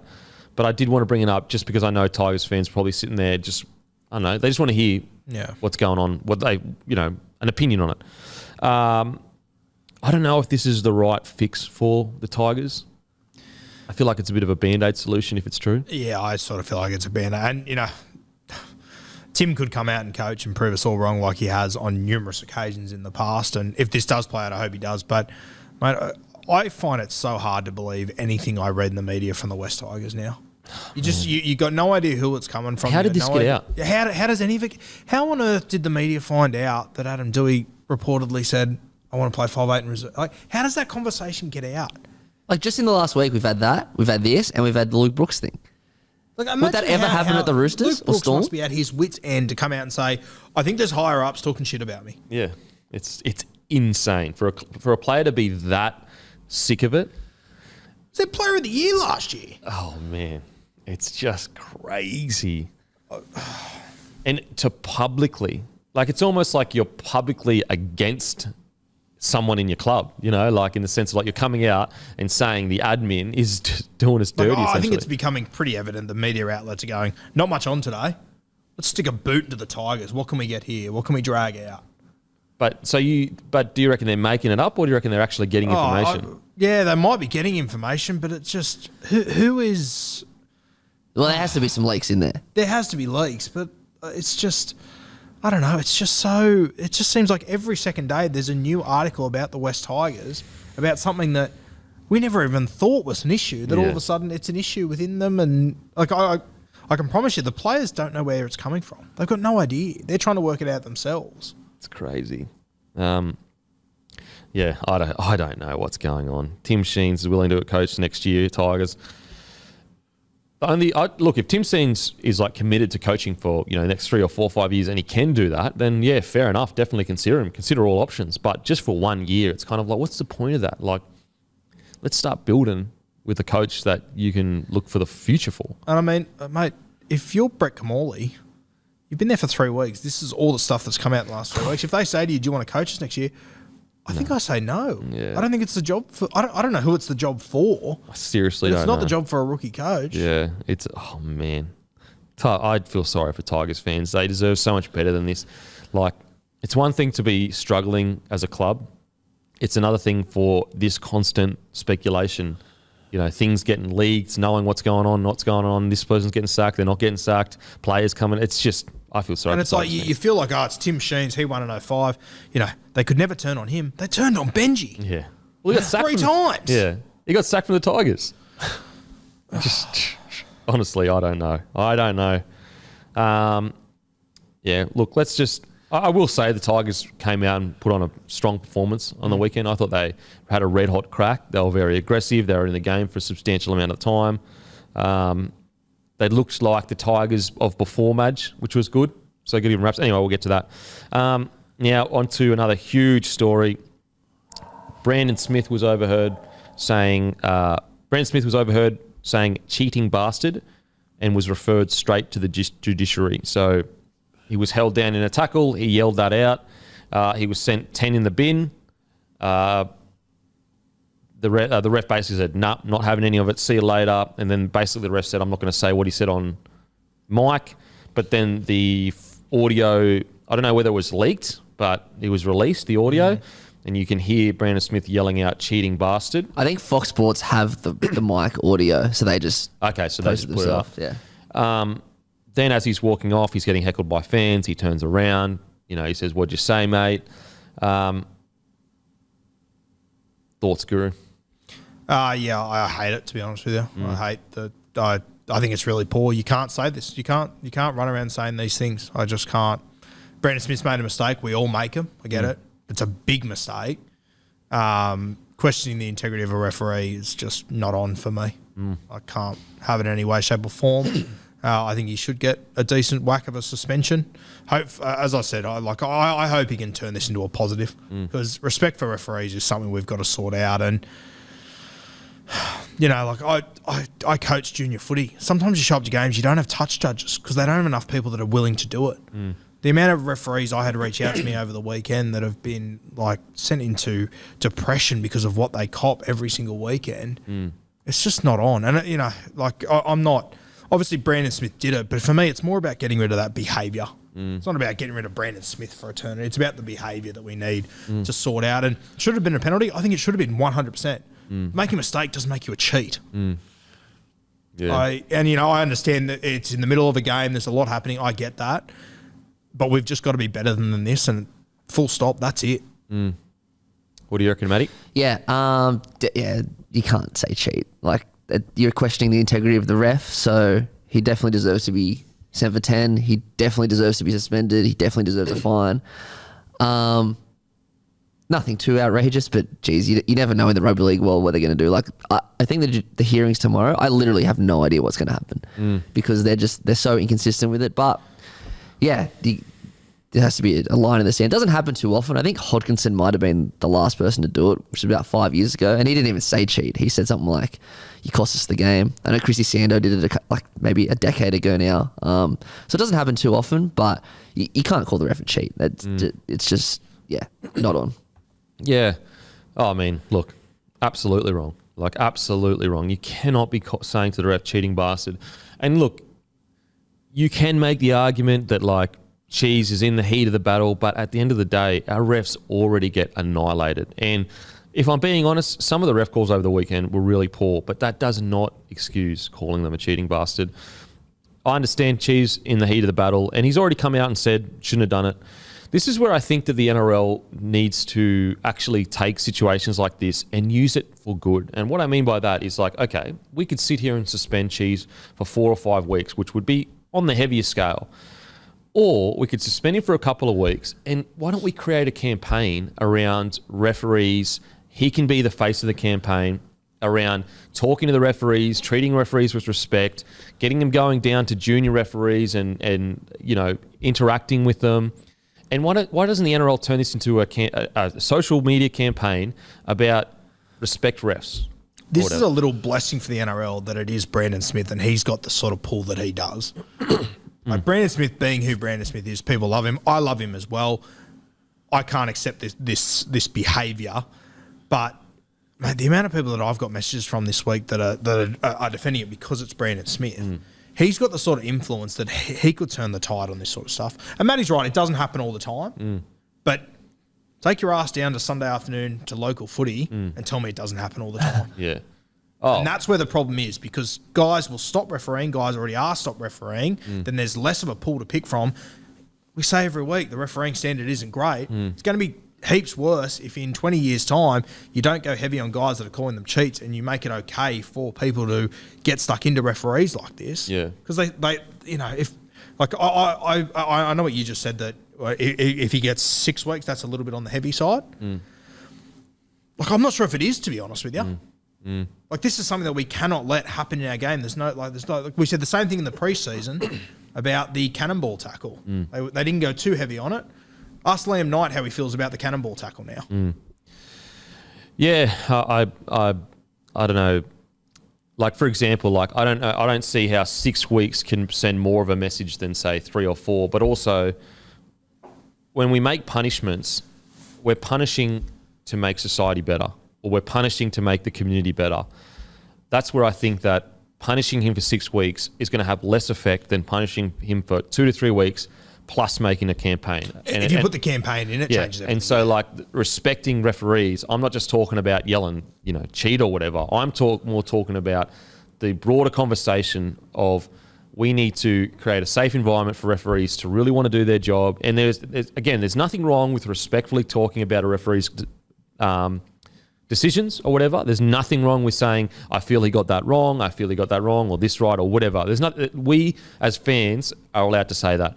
But some of the rhetoric around, like, refs, even when, like, a team loses, and you already know in nearly every single loss there'll be a comment going, refs cost us the game or whatever. And that's where I think that if we could get Cheese to go, okay, let's make a media campaign of, like, changing that narrative of, let's do a campaign that dives into stats or something, like, that shows that refs aren't the cause for the loss of the game, or whatever it is. Like, some overarching research of all games that are lost, there's the completion rate is lower, or whatever the reason is, and look for the statistical reasons in losses. Because I guarantee every club has it. I guarantee every club has the stats of when we're doing X amount, we lose. And so I actually think that we don't really gain anything by putting him on the sideline for 6 weeks. I think that, we gain more by doing campaigns, getting out in the public, getting Cheese to be the voice of, I made this mistake and this is why it's wrong. That's what I think the NRL should be more creative when it comes to situations like this. And I think it's pretty evident from Brandon Smith's comments and reactions since that he knows he's fucked up. He knows he's done the wrong thing. It would be so good to see Cheese get on the front foot and, as you said, be the face of a campaign that has a real impact on rugby league. Because it's like we have a ref bashing culture. Yeah, 100% we do. Like people don't want to call it that, whatever. It's a ref bashing culture. Yeah. I had people messaging me saying, he could have said something worse. Like, fucking what? Yeah, I said to Matty before, it's like if I murder one person, you murder two, me going into court and going, no, you murdered two, so I'm sorry. No, it's stupid. It's silly. You can't excuse a behaviour because there's worse behaviours that exist. That's ridiculous. I always say this. At the end of the year, how often has the best team not won the comp? Like, seriously, how often? The best team usually wins the comp. And I'll even go as far to say, like, you even go to the Roosters grand final where we're so hung up on that 6 again call. And it was the wrong call. No, in my opinion, it was the wrong call, even if, like, it was called 6 again. But look at the 10 minutes before where the Roosters not even 10 minutes, the 40 minutes before where the Roosters defended their line and kept them out that whole time. The Raiders had one opportunity to score. The Roosters had one opportunity to score, and they did, and they won the game.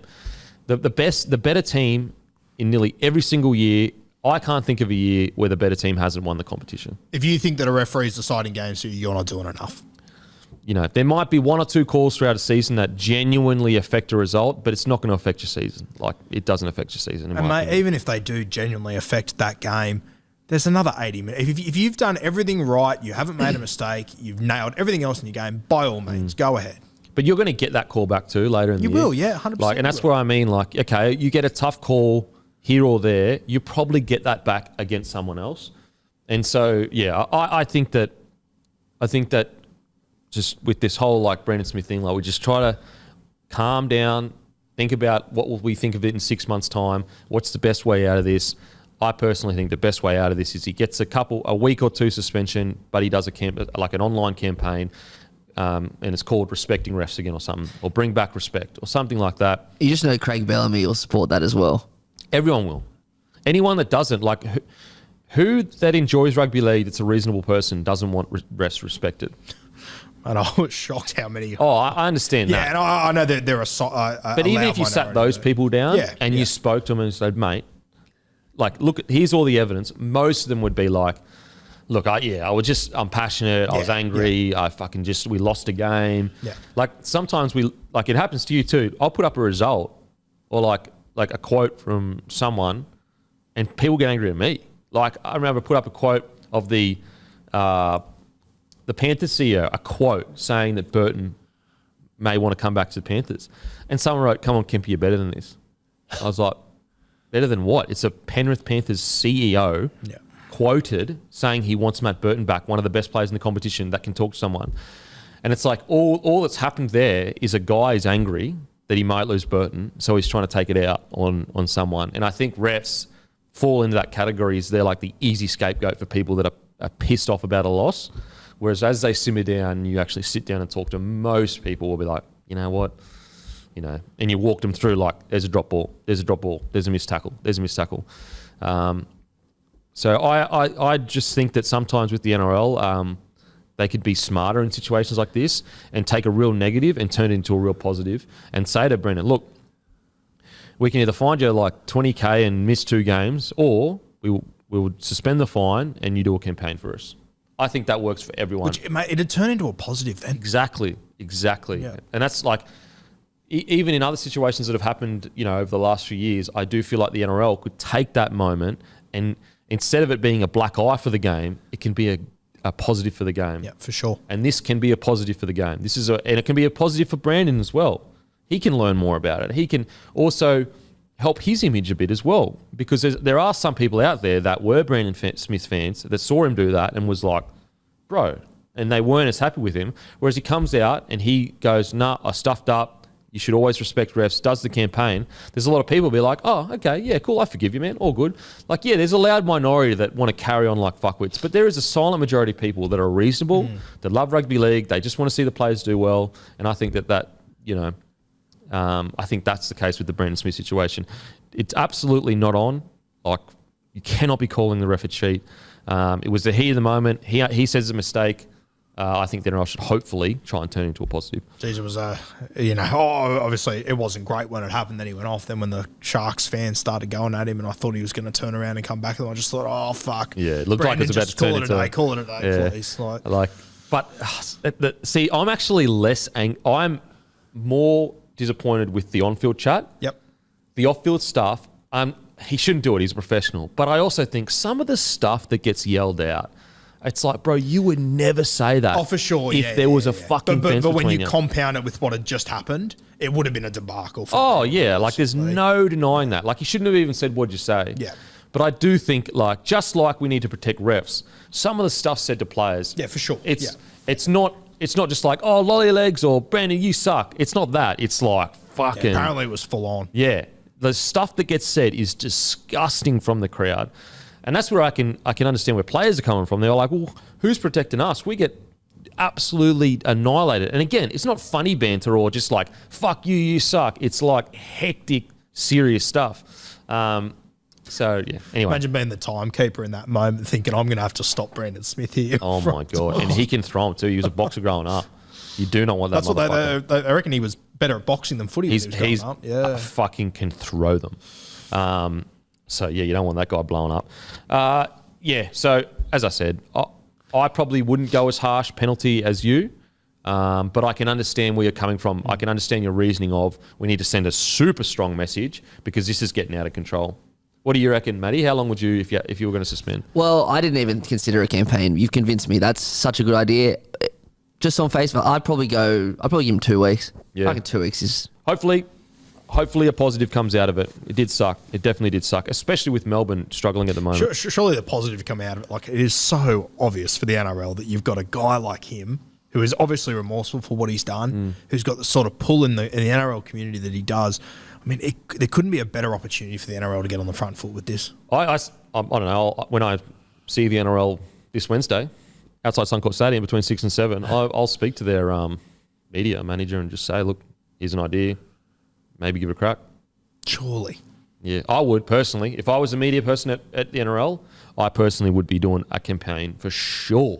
For sure. Like, if they weren't working on that campaign on Saturday night, I'm asking what's going on. It's so tough, man. They're such a big organisation. Yeah. There's so many things that need to be cleared off. And also, you got to remember, like, they've already got a full-time job. So it's like, they're already busy, and then someone comes from, I've got this huge project to do. Immediately, they're like, oh my God, I've already got my full-time job that I've got to focus on. Now I've got to do this massive campaign. So I understand sometimes when the NRL are a bit, can take a bit, it's like a big ship kind of thing. It's very slow to turn. But they're open for sure. Like when I've spoken to the NRL, they're absolutely open to improving and, you know, engaging with this generation of rugby league fan. Don't forget, guys, Bloke Jumper, the new tan, beautiful colour, my favourite colour, dropping next Wednesday. That's not this Wednesday, Origin. Next Wednesday, 6 p.m, limited amount. That is tops and bottoms. We've got Bloke trackies in this colour as well. Beautiful tan colour. Plus, we've got Bloke beanies dropping. Really, really warm. Really great stuff. Go to next Wednesday, go to bloke.shop, grab yourself a jumper, and limited supply. Once they're gone, they will not be back. These definitely, after this, these are our last jumpers for the year. Next, we have to wait a whole nother year before you get jumpers, guys. So if you want a Bloke jumper, do not miss out on this drop. Now, on to Taufua, retires 164 games, 88 tries, 5 games for Tonga, 3 games for Samoa. What a career. Talk about the boogeyman on the edge there. Fucking hell. I mean, I think, like, because he retired when he'd been out of the spotlight for a little bit, we forget there isn't a fullback alive.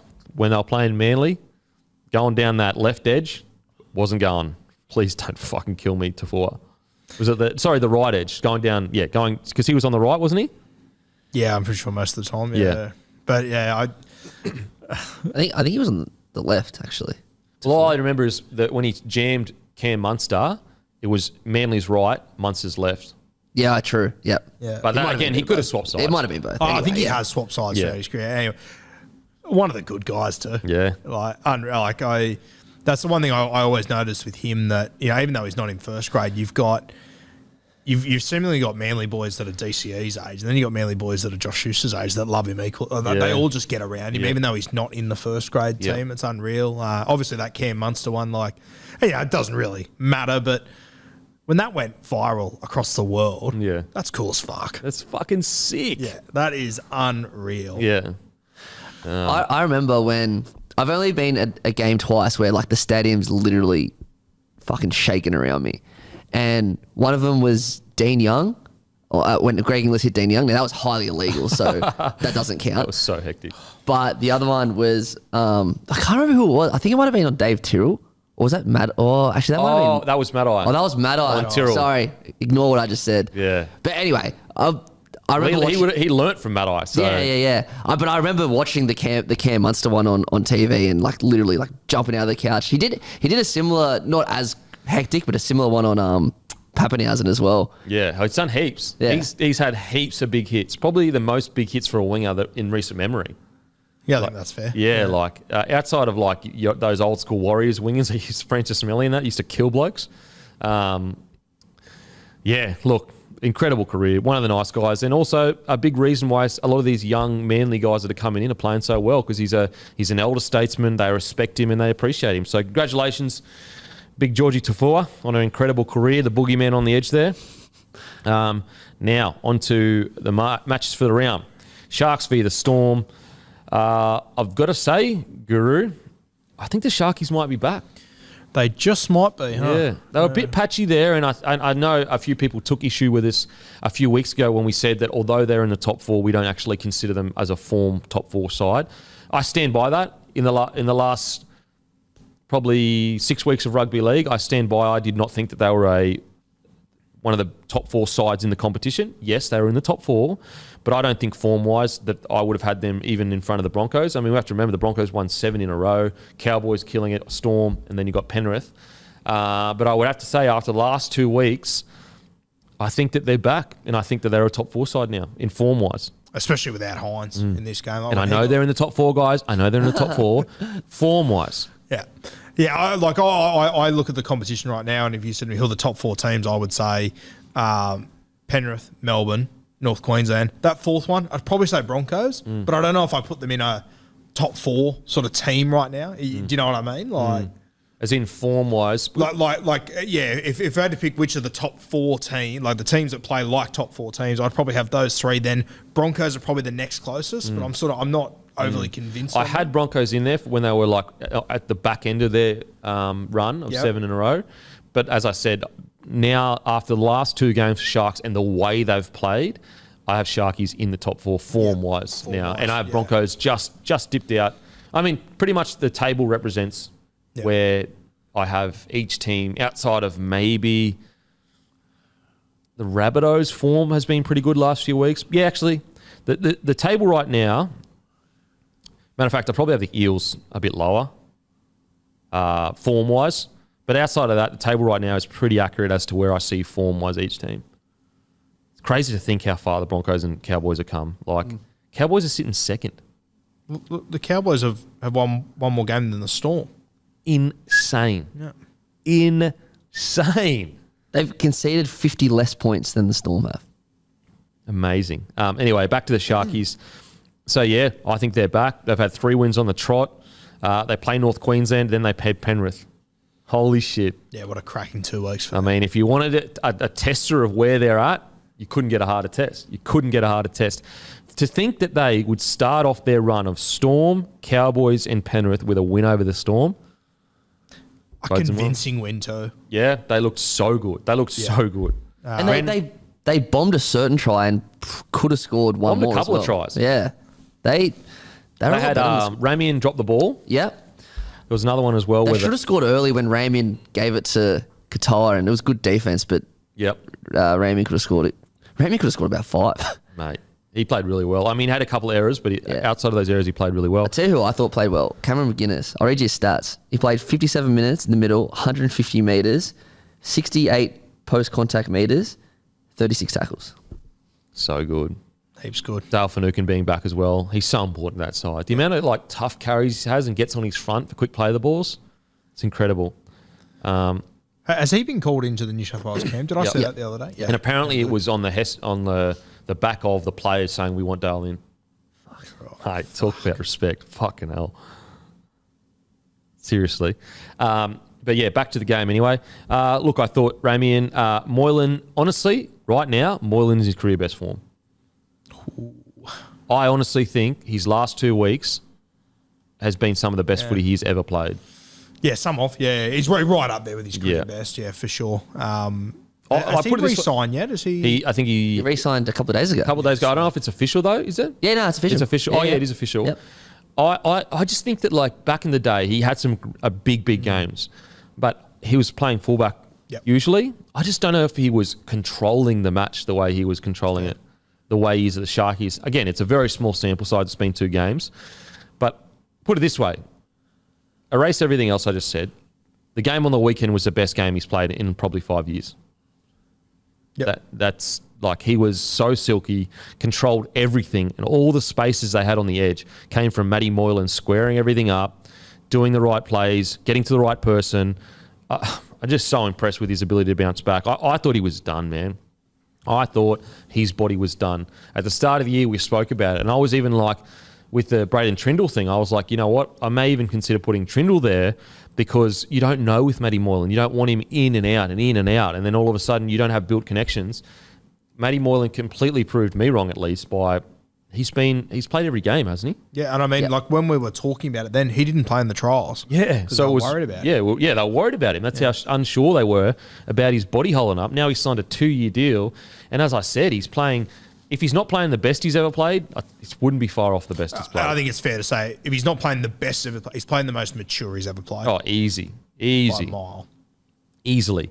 Great left foot step for the Brayley try. Another person I want to shout out, Brayley. He's been absolutely outstanding. He's so developing into such a good footy player. So when you got the spine, like Matty Moylan, like I get what you're saying. Like some of his games back in the day when he was coming through, outrageous. Were outrageous for sure. But I don't know if he's that far off that. I really don't. Like I really like his form, especially last 2 weeks. There was probably a patch there where he was struggling a little bit, like not struggling, but he didn't have as much impact. But his last few weeks, man, he's just been so good. I also think there's a lot of games that he's played this year where he hasn't had great impact, but he hasn't needed to as well. Well, he's done the yards for Nico to do what he needs to do. Because Nico doesn't play like a regular 7. He really does. Like sometimes I feel like Moiser is the 7, you know? Yeah. And sometimes I feel like when Nico's got the hot hand, which is just about every fucking week so far this year. Yep. Moylan's not about Moylan. Yeah. He's just about his team, and he's happy just to take a backward step and let Hines go. You mentioned there Blake Brayley as well. What a turnaround! No. Like not that he was going poorly, but just to go to the level that he has is incredible. I'm searching my brain here to try and find the name of that hooker that they signed from Queensland Cup, Jaden Beryl. Yeah, I think bringing him in was a little warning shot to Brayley that you need to start being the guy that we thought you were going to be, and I think he's exceeded it. Oh, mate, absolutely. I think that last year it was almost a bit like he was coasting along. Yep. Or not even coasting along, but he was like, I'm a first grader. I go on, I do my job. There's no other hookers here. There's no hookers here. And it's just, but it's more about like, when you first get into first grade, you're almost like, I just have to do my job. And so there's no one last year that could have said Brayley didn't do his job. Yeah. But he wasn't impacting games. And I think that as you get more mature, you start to realise I need to do more than just my job. I need to impact games of rugby league. I need to be able to offer something that no one else can offer in my position. And this year, his service, his pass selection, his dummy half running, his defence, Brayley's been outstanding. Seriously, and the crazy thing is what he's 22, 23? 23. Young, yeah. As young as anything. He seems to be relatively injury free, mate. He's almost in the same breath as a Reece Robson for me, where those two guys could be the next generation of hooker for us. Funny For that New South in Wales. the under-20s Origin, let's say 2018, I'm just guessing, it would have been around then, Robson was the 9 and Brayley was the 14. Oh, wow. Okay, so they are quite close in performance and what they can achieve. I mean, it's going to be unreal to watch him and his brother for the next 5 or 6 years. Yeah. Like, we'll talk about him soon, but I thought he looked great in his return. Yeah, in his return. Nice. Well, as soon as he came on, they started to make a little bit of a comeback. His service is incredible. Yeah, look, really impressive. And the good thing about a guy like Brayley is, like, he's not going to break the bank at 9 either. I mean, unless he, comes out and kills it. But he's just going to continue just getting the runs on the board. You can, there's a big window for the Sharks to keep him at the club and win, potentially win premiership. And like he's also he's a homegrown talent. Like they've still got another brother. He's in Harold Matts at the moment, I think. Yeah, wow. Brayley. So I think he would ideally want to stay at Cronulla as well long term, so that they might be able to keep him on a little bit cheaper moving forward. I'll tell you the other one that is kind of Tracy, the most underrated player in this that's not in this competition at times. Yeah, he's so good. Fuck, he's good. Yeah, absolutely. He's got to be one of the in a group of underrated players. You'd have to have Connor Tracy in there. He's like I think it's fair to say he was their best back last year. He's right up there for sure. Probably with Will Kennedy. I'd say he was their best back. Yep, he's not in the team this year. As much as people want to bag Talaho because he doesn't have highlights every week. He runs for 170 metres every single week. Tracy jumped in there this week. Nothing changed. I know. It's the depth. He ran for 173 metres, 66 post contact, 4 tackle breaks, a line break, 11 tackles, 1 offload. Look at his Sharks profile. They've still got him listed as a halfback. Yeah, wow. You know what else I love? The wingers for the Sharkies. I honestly think the wingers for the Sharkies, you could make the argument that they're the best combination in the comp, outside of To'o and Taylor May. But them going toe-to-toe with To'o and May, I'd back them in. They handle their own. Yeah, exactly. I don't know if they'd win, but I'm just trying to think like some other wing combinations that you feel are as strong as Mulatalo. And every single game, Mulatalo and Katoa do something special. Every game. I think it'd be them, the Penrith boys, and then you probably have Swali and Tupu. Yeah. But Tupou, yeah. Tupou, yeah. But then I think after that, I think it's these two, clearly. Well, I honestly would have those two in with them, like in the sense of like, I don't know who's the best one, but if there's a tier of wingers, they would be in the tier 1 of the competition. For sure. Katoa is criminally underappreciated. Like, the amount of good, like he constantly has a bunch of tackle breaks. Like every second game, he might have like 9 tackle breaks. And if he doesn't have 9 tackle breaks, he's got a try assist. Far out, he's good. And I feel like Mulatalo, we all sat up and took note of him last year around the Origin period. But Katoa just, like, and I would also say like Jesse Raymond inside him, and you want Raymond to run first, not pass first. But like if he had a centre inside him, like a Stags or one of these guys, that's a real draw and pass guy, Katoa would score. Even more. Yeah. I really think Sharks' backline is one of the most underappreciated backlines. Like every game, they're running for big numbers and breaking big amount of tackles. Mate, you could have 2 to 3 injuries in this backline, and then you'd have to make the decision: do we bring in Tracy, Ikavalu, or Lockie Miller? Arguably one of the best debuts we've seen in a long time. Yeah, mate. It's just Sharkies are looking so good. Another bloke who I think really benefited by going back to reserve grade and playing in the halves, Trindle. Yep. And I think quite a bit.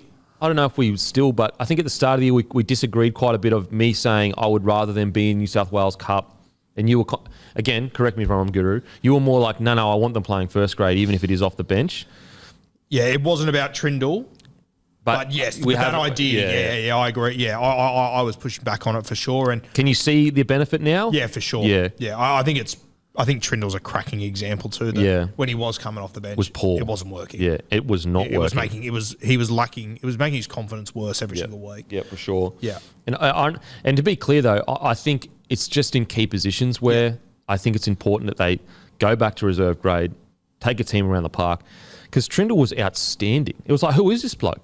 It was a Trindle we saw in the last 5 weeks of last season, which confidence was sky high. Yep, absolutely. But to think that they did this without Nico Hines, oh my God. It's so impressive. Outside of that, I thought Hamlin Ueli, he had some really good moments. Just the energy that he brought. I know he had the head high in that, but I personally don't think it was a head high. It's just the energy that he brought. I know he didn't play for a mountain of minutes, but when he did come on, he's flying out of the line. Yeah. He's getting through his work. They're looking good, man. They're looking really good. Shout out to Andrew Fafita too. I thought he was great. He's not playing. I think he played probably 25, 30 minutes around that mark, but he's just managed to, I think he's a lot more important to this side than what he gets credit for. Yeah, agreed. I think that the role he plays, the experience that he brings, I think just the sort of character he is. I mean, mate, listening to him talk about that injury last year, he's not dead. I know. And he's back in this Sharks team who, are they the most stacked forward pack in the comp? They'd have to be up there. When you think about the guys that aren't making, I mean, fuck, if I think you posted it, Franklin Pele ran 100 metres to score a try on the weekend. He can't even get in their 25. I would say that their pack is underappreciated for sure. I would say Penrith Eels probably have the most stacked forward packs. Keep in mind they're playing Talakai in the centres. Yeah, I can see it for sure. I mean, they're in the top four. Hamlin Uele's only just coming back. We still haven't really had a game where you've got Hamlin, Dale, Cam McInnes, the entire band, Wade McGinnon, everyone, Wade Graham, everyone together at the same time. That's a good point. And Rudolph wasn't there. And Toby Rudolph. Oh, yeah, okay. Rudolph was their best forward last week, I thought. Yeah, he was really good last week. Yeah, you know what? You'd put him up there. Put it this way.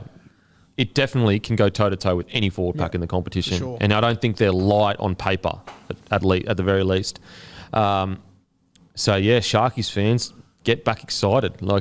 There was a few weeks where I was going, I think it may be a bit too soon for them. I think that maybe they need another 6 months to get everything together. But after watching them the last couple of weeks, maybe they can make a push for it. I mean, yeah, the next 2 weeks I think will be, I don't know if it'll be telling, if they do get shown up, at least the Sharks will know where they're at, and then they'll have another 5 weeks to really get themselves sorted and primed.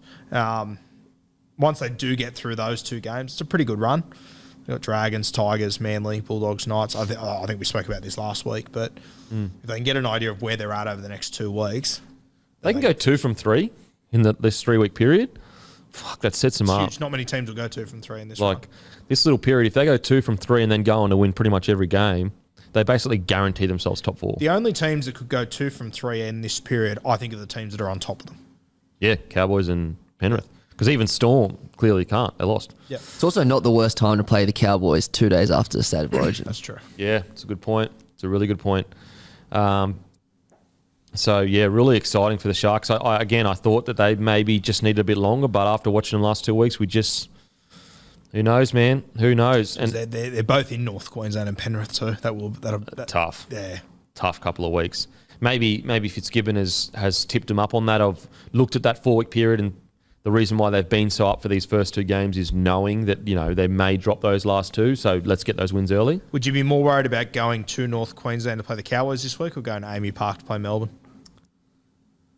Oh, Amy Park, Melbourne, I think. Still? Yeah, with a full-strength Storm team. Okay. Yeah, still. But it's closer than we've ever thought it would be. Yeah, well, definitely this year for sure. Yeah. I mean, fuck, I didn't think that. Yeah, absolutely. Exciting times, Sharkies. Very exciting times. Matty Moore, Nico Hines didn't even play. It is incredible. And I know the Storm were missing players, but that's the Melbourne Storm. We expect them to be incredible. But anyway, we'll get to the Storm side. Look, we have to remember that they are missing Christian Welsh. They're missing Remus Smith. They lost Nico Hines last year. They're missing Cam Munster. Who else are they missing? Harry Grant. So, it's not like they've got this Felice Kofusi, yep. So it's not like they're not. Yeah. They are decimated with injury. And I think it's also worth noting that a guy like Xavier Coates, they're missing him. Yeah. A guy like Remus Smith, Remus might not be a superstar, but you realise how valuable Remus is when he's not there. Yeah. And when he's there. Well, their edges were getting decimated. Their edges are getting smashed at the moment. Their defensive. That's my worry with Melbourne. That yes, you bring Munster and you bring Grant in, it doesn't really solve that issue. And now Remus Smith's out for the season. I think they're gonna really miss him. And then you've got Jennings that's also injured. All these guys fringies that could have come in that would have solved a problem. I think Grant Anderson, he got injured on the weekend as well, so that depth is going to be tested again there. Yeah, really interesting times. You know, I do say though that even though all those injuries, and that is a reason for the loss, Melbourne definitely are going through a bit of a period right now. I kind of bring it up last week and said basically I felt like something was a little bit off, but I trusted the fact that the Melbourne Storm prove us wrong every single time. I do believe that their depth probably isn't it's not the same as it was yesteryear. And I think that may be due to so the big three, they had the depth and they built that perfectly with Hughes, Munster, Pappenhausen. They built it perfectly. But then the depth underneath that's still got to take time to grow and to I guess, recruit and develop the players into what they need them to be. Because, they just don't seem to have the same energy as a Melbourne Storm team usually does this time of the year. Yeah, I think it should also be noted that obviously they have come out of that period with the big three. And we said it last week, as much as COVID has definitely hit the Warriors the worst, I think the Melbourne Storm have been the second worst, realistically. You think the whole 2020 season, they were in a hotel room the entire time, and that's where normally they'd be in Melbourne and you'd have the Queensland Cup players flying down there to train with them during the week, and guys that start to get experience. I think they've missed a lot of those opportunities over the last few years. And I personally think that has played a role in it all, because their depth right now, despite their injury run, if they had this injury run 3 years ago, they'd still be okay. Yeah, absolutely. Whereas now, they just got done by 22 points against Sharks without Nico Hines. Coming off a loss. Traditionally, Melbourne, they lose the week before, you're in for a hiding. Yeah. Well, at the very least, if they come off a loss, they're coming out super aggressive and you're earning that win, And maybe the Sharks were just so good, but just on the edges there, they just seem so brittle. And I just have never seen a Storm side edge defence be this not that great. At no point did I ever think Melbourne, as soon as this game started, at no point did I think I thought they'd win before it started. Yeah. But once we got 5 minutes into it, it was all Cronulla. And I don't know if that is Cronulla just playing an unbelievable game, but Melbourne just coming out of their own end, they just didn't look like themselves. Yeah. No, it's look, I think that they still absolutely are a premiership threat. I don't think that that's under any concern. I think once they get all their players back, when they get, pretty much everyone except for Smith and is Coates out for the whole year? I think he's going to be back late.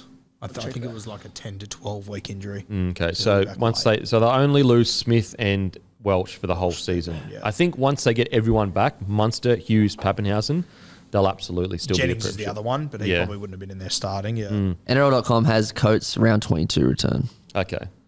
But Smith is a big loss, and I think it's proven over the last few weeks is they just on the edges there. He was so important to him. But I think that once they get everyone back, they'll be back to their scary, because their top tier team is still super scary, super scary. So I think they could still go on a massive run and blow every team out of the water, but it's just about building that depth for the next few years. They play Canberra this week. Who do you tip there? Assuming Munster, you assume Munster plays. Yeah, surely. I tip Storm for sure. Yeah, Storm, I reckon. So growing pains at the moment for Storm. Growing pains. They're human, and they're going through Would you say it's an injury crisis? I think it's fair to say that. It's close. I mean, they've got fucking fair few people out, plus Origin as well. Yeah. And I think when you have got so many guns in your spine, your key guys that don't get paid as much, your Remus Smith, your Felice Kafusis, when they're not there, that's when you really start to feel having so much money in your spine. Yeah. No, absolutely. In saying that, it really just depends. Were the Sharks just so great? Because then you look at the Broncos, they had 10 players out and they managed to get the win. And Sims got sent to the bin twice, but that's all part of a game of footy. You know what? Storm, they had Brandon Smith sent off, so yeah. The game was done by then. Yeah, that's true. In my opinion, anyway. Yeah. I think they'll bounce back, though. You think they bounce back? I think I don't think they're going to stay the way they are right now. Yeah. I'm worried they're not going to be able to bounce back to the level where they can beat a Penrith, to be honest with you. I think they'll bounce back, but it is slightly concerning that I can't remember the last time they conceded 64 points across 2 weeks in a row. Yeah, it's a good point. Good point. against two teams that aren't in sensational form. That's what I don't know, because you got last week's loss and this, like, Sharkies, like, were the Sharkies just great? You know, I don't know. Maybe not. We'll see next week. But I mean, it's also like for years, like we've seen teams play great against Melbourne and they still lose. Yeah. That's the, I know you don't want to doubt them, but Yeah. yeah. Now, on to the Knights v. the Rabbitohs. There was a period there where the Knights looked like they were going to maybe run away with it, and the Rabbitohs just came charging back in. Mate, Rabbitohs just look like a different side with Latrell there, a different side. We'll quickly talk about the Clement situation. Look, I'm glad nothing came of it, because when you watch the replay, the elbow didn't really land. And so I think, like, suspending people on, like, may or may not have landed stuff is hectic. That's way too far. But it was dangerous. It was absolutely dangerous. I probably would have been maybe 10 in the bin, but again, it doesn't matter. It was the end of the game. And yeah, like, people complaining about Latrell, like, I'm like, what if you see a player drop an elbow on your teammate's head?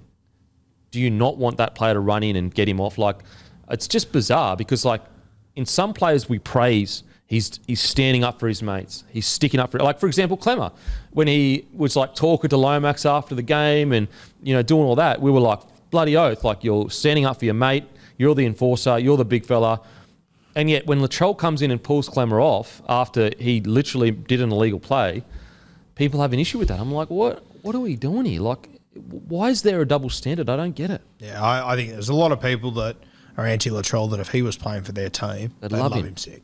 They'd love him. I don't know. Yeah, I don't know. If you just come into that not liking Latrell, whatever, but is there a world where a front rower tries to throw an elbow at one of your young guys and you don't want your fullback to come in and sort him out? Like, if you're in a situation where that can happen, why wouldn't you want it to? It's bizarre. You would want every day of the week, you'd want your players standing up for your other players. And the perfect example is Clemmer. Like, I love when Clemmer stands up for his players. I love it. I think it's fantastic. Is what he should do. What do you reckon, Manny? I don't understand how Latrell's... Like, I love Clemmer, but I don't understand how he's the bad guy in a situation when... Like, imagine if Latrell's dropping elbows. Like, what people would say. What's crazy is, like, nearly anyone else that runs in and pulls that player off, like Latrell did, we're not even talking about him. Matter of fact, you could probably go to most fans and say who pulled him off, and most fans say, I can't even remember who pulled the player off. It's just so strange that we're talking about Latrell, and some people will, like, say, well, what about early in the game where he flipped that player over and the player got knocked out? It's like contact in a tackle. Like, what do you want him to? I got a good example, and this has literally happened last week, and it's the same player. Last week, Clemmer was defending his mate, gave Jared Wallace a punch to the head and got sin bin, and people were like, oh, fair enough, he's just defending his teammate. Yeah. The same thing happened last week, and Clemmer was the perpetrator, and everyone's like, oh, fuck, Latrell's a grunt. Latrell didn't throw a punch. Latrell didn't throw a punch. And also, if you look at the footage, it looks worse because he hit his own player out of the way. Yeah. Like, It's bizarre to me. And then they try to start pointing out, like, you know, the guy that tried to tackle him and Latrell, like, flipped him off him, and then the guy was injured. It's like, bro, do you really think that, like, okay, so now he's not allowed to flip players off him and land in an awkward way? Like, come on. It's bizarre. Anyway, what I am glad is I'm glad that neither player really got in trouble. We move on. That's the way I think it should be. I did love, though, like, just watching it on TV, I just love Clemmer and Colomatungi going at it. Yeah, that was sick. It's just so fucking sick. So alpha. That's another thing. No one's talking about Keon. Yeah. Nah. Keon was literally squaring up with Clemmer. Yeah. Like, no one's talking about Keon. But he came closer to fight it. Like, anyway, it's bizarre. It's bizarre. I love that moment with Colomatungi. I mean, like, I feel like if this would have happened this time last year, he's still sort of finding his way in first grade. But I feel like the other night I looked at him for the first time and gone, oh, no, like, you're established. You are an established first grader. Like, going up against, I mean, we can still call Clemmer a test front rower. I think he's a premier front rower. I think he is too. Yeah. Like, I think he's in career best form. He's killing it. Going fantastic. To go toe-to-toe with him, and then you even saw as he was walking back, he was still talking to him. Yeah. Like, he wasn't... Like, it was only the clock that stopped them from meeting again. Yeah. Look, to be honest, like, obviously it's like dropping elbows and that. Like, I get it. It is not a good look or whatever. But the stuff before that, like the Keon stuff, that's what rugby league's all about. The big fellas going at it, you know, squaring up. That's great. That's great. It brought... that was a nothing game that turned into, like, a great game because we're all going fucking oath. The boys are going at it. And that's why I do appreciate. We have to give credit where credit's due to the match review committee. You know, they often get hammered, and the NRL often get hammered. But I think we need to appreciate that they said, you know what? Let's not make a big deal out of this. Let's move on to the next week, and that's what they did. Because they could have easily, gone down the route of, oh, well, he did drop the elbow, and if it had landed, he could have got in trouble. Instead, they just said, didn't land, let's move on. So I thought it was good. What about the eyes on Clemmer? Oh. Crazy eye. Crazy eye. It's one of the craziest eyes. Yeah, it's screw loose eyes. Definitely got a screw loose up there, the big fella. But yeah, I thought it was great. I think as well, this is a good example of how the fine system working. Like give Clemmer a little bit, like a tiny fine. Yeah, give him a fine. It means nothing to him. Yeah. Move on. We all just, to be honest, I think most fans enjoyed the scuffle. Oh, it's the best. Most fans loved it. We move on. But anyway, back to the game. Rabbitohs, yeah, they just look like a better team with I know that's an obvious thing to say. Oh, of course, a better team with Latrell in it, but I would say better team with Latrell, but 40% of our cap was out. Sorry, 40% of South's cap was out. 1,200 games experience. So Latrell coming in to that team and improving it that much is massive. Yeah, it's all the stuff that you can't measure with Trell. He's silky, his ball running is strong as anything. But everyone stands a little bit taller with Latrell around him. I mean, Cody Walker's... In particular, Cody. Cody has gone to another level because he has someone that he can trust, that he knows is going to be there, that's going to help him when he needs him. I'm stoked for Rabbitohs fans. And to be fair, if they continue to play this good footy, Demetrio deserves a massive rap. When I think 4 weeks ago, most fans were going, Demetrio, this may be a disaster. For them to make the 8 and maybe even be in the top 6, I think that'd be a big win. What do you think the ceiling is for the Bunnies? Can they get to a prelim? Can they get to a GF? What's the... Probably a prelim, maybe. Yeah. Prelim? I can't see GF. I can't see a GF. In saying that, you get everyone back. Cook, Murray, Walker. Because, to make a prelim, they're going to have to win 2 games in a row. They're not going to finish top 4. We're all in agreement there, so... They're a side that you don't want to play, though. You do not want to play. Latrell Mitchell just doing, what I mean? Out of nowhere, he can just create whatever he wants. Really, really good time. Interesting times for the Cowboys. Also, Lachlan Ilias went off in the first, second tackle of the game. Yeah. Second tackle of the game. Nicarima comes on, does a job. It was a really good win for the. I know the Knights were missing Ponga, but outside of that, Ponga, Gagai. Frizzell? Jacob. No, Frizzell was playing. Frizzell played. Jacob Saifiti. But outside of that, it wasn't... Whereas you look at the Rabbitohs, they were missing Cam Murray, Damien Cook. Ilias was injured in the second tackle. Campbell Graham. AJ. Mark Nichols. There's another one that I'm trying to think of. Anyway, a substantial... Jai Arrow. Halfback goes down early. There's a lot. Really, really good win. And what's crazy is I still believe that their outside backs aren't sorted. The Rabbitohs.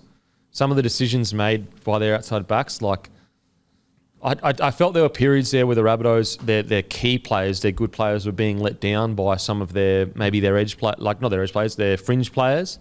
Just some errors, some bad decisions. What I'm surprised at with the Rabbitohs is that you don't necessarily have to be a world beater, but it's just the errors. Instead of going out and worry about breaking the game, just get through a game without any errors. Just make your tackles, do your run. And a lot of their errors, and Matty, you can probably talk about it more, but to me, I watched South Sydney, and a lot of their errors, they're not when they're trying outlandish things. It's just basic shit. Just dropping balls. Yeah, if you're making a heap of errors trying to put points on the board, I get it. But it's the vast majority of their mistakes just come from trying to get through their structures and just get to their spots on the field. It's really surprising. I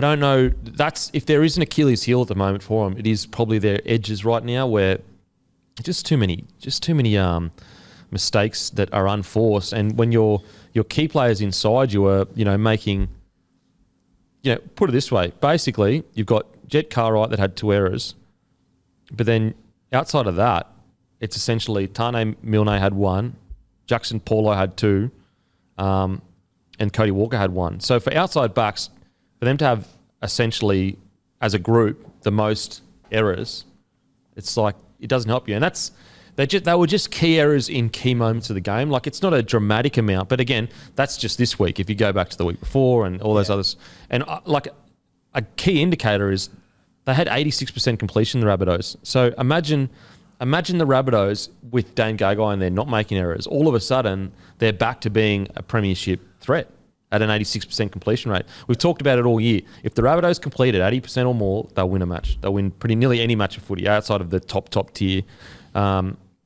So, yeah, look, outside of the 1 or 2 errors in crucial situations, it was a massive game. I also thought the 2 front rowers, Tom Burgess in the Burgess was incredible. He was great. Yeah, he missed a fair whack. Did you notice that during the game? He missed 10 tackles. I didn't. Yeah. I noticed he was like shooting up out of the line speed. Because I saw the stats and thought, fuck, I didn't really notice that live. Yeah, but like he ran for 200 metres, which I think as fans we get so used to watching Taumalolo do these unbelievable things that you underappreciate how hard 200 metres is for a front rower. Yeah. Like, that is incredible. And Totola was huge as well. He's been massive for them this year. But I thought, you got to remember Tom Burgess, and we spoke about it 2 weeks ago. He got hooked 3 games ago. Yeah. Wasn't that long ago he got hooked. He played 71 minutes on the weekend. Fuck. He's a big He had fella. an offload that put Latrell through a hole as well. He 4 got tackle through breaks. a heap of work. Yeah. Like, he missed 10, but he made 32 tackles. He ran for 200 metres. Yeah. Yeah, the missed tackles, like, yes, it is a measure for sure. There is no denying it. But not all missed tackles are equal. Yeah, it doesn't tell the full story. Doesn't tell the full story. Like, sometimes the amount of times I see, like, little hookers, like, screaming up out of the line and they miss the tackle but they stop the run and it stops them dead in their tracks. That's, like, a good thing rather than just getting up and allowing the player to come to them. Best example was James Maloney. He missed like 8 or 10 a game. But they were consistently. But they weren't, like, they weren't leading the tries and stuff. Yeah, usually. Like, sometimes they would. Fuck. But yeah, a lot of them were just him jamming in and shutting the play down. So yeah, not all missed tackles are equal for sure. Like, even Api Coruscant last week, guess how many tackles he missed? He normally has 6 or 8 in a game. 12. Yeah. What? And yet he was outstanding. Yeah. And also, I don't think anyone was watching the match going, Api's not defending very well. Yeah. Well, I agree. Like, I didn't realise Tommy Burgess missed 11 tackles until yesterday. It definitely didn't stand out. Yeah. You only really see like Cookie, who made like 100 tackles, didn't miss any, which is incredible. So yeah, look, I think Cody Walker played incredible. 2 tries, 3 try assists. Yeah. The other one I thought was good was Richie Kenner. He's been playing down there in reserve grade. He's been doing really well down there. Good to see him come in. Obviously, you're playing left edge. It's pretty damn good real estate for South Sydney, but I thought he was strong as well.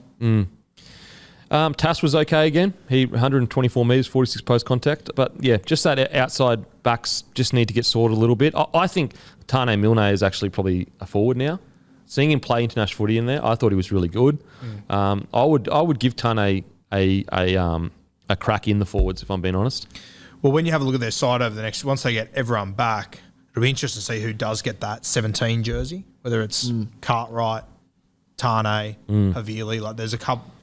Cheekham could be another option. Like, I thought Saluka Fafita was good as well. Very good. Super aggressive.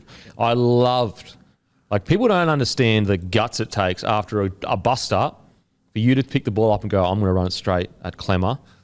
Fuck, that's a hard man. That's a fucking tough man. That was the other thing I loved even more about Latrell. The bloke's been there for 15 minutes. Yeah. He arrived during the week. Yeah. Absolutely. So Fafita, he's a big body. Only played 32 minutes. He ran for 107 metres, 18 tackles, only 1 miss. I think he could be exactly what the Rabbitohs needed because, like, sometimes size-wise they do get a bit dominated through the middle. But Saluka Fafita, I thought it was a great first game. Keon was outstanding. So look, exciting for the Rabbitohs. They, at the very least, they look like they'll play finals footy. Whereas 4 weeks ago, I probably had them out of the 8 at the end of the year. But Latrell Mitchell has just brought so much energy back into that side. You just feel like this Bunnies team is going to ruin someone's season. Yeah, I can see that for sure. Latrell Mitchell, 2 try assists, 6 tackle breaks, a line break, 2 line break, a 6 tackles, 0 misses. That's another thing like that gets underrated with Latrell is like his contact in defence. Like he never gets steamrolled. Every time he makes a tackle, it's like either a don't one. Like it was one where, like I think it was a front rower he took down. Like he is a front rower. That's how big he is. Yeah. Now on to the Knights. How did you see the Knights going, Guru? Yeah, I felt like South Sydney was sort of always in control of this one. I never really felt like Newcastle, Except for that 20-minute period where Knights got ahead. Yeah, but even at that point, I didn't overly feel like, I don't know, maybe it's easier in hindsight, but I never felt like South Sydney were going to lose this game. I just always felt like that they'd find a way to win it.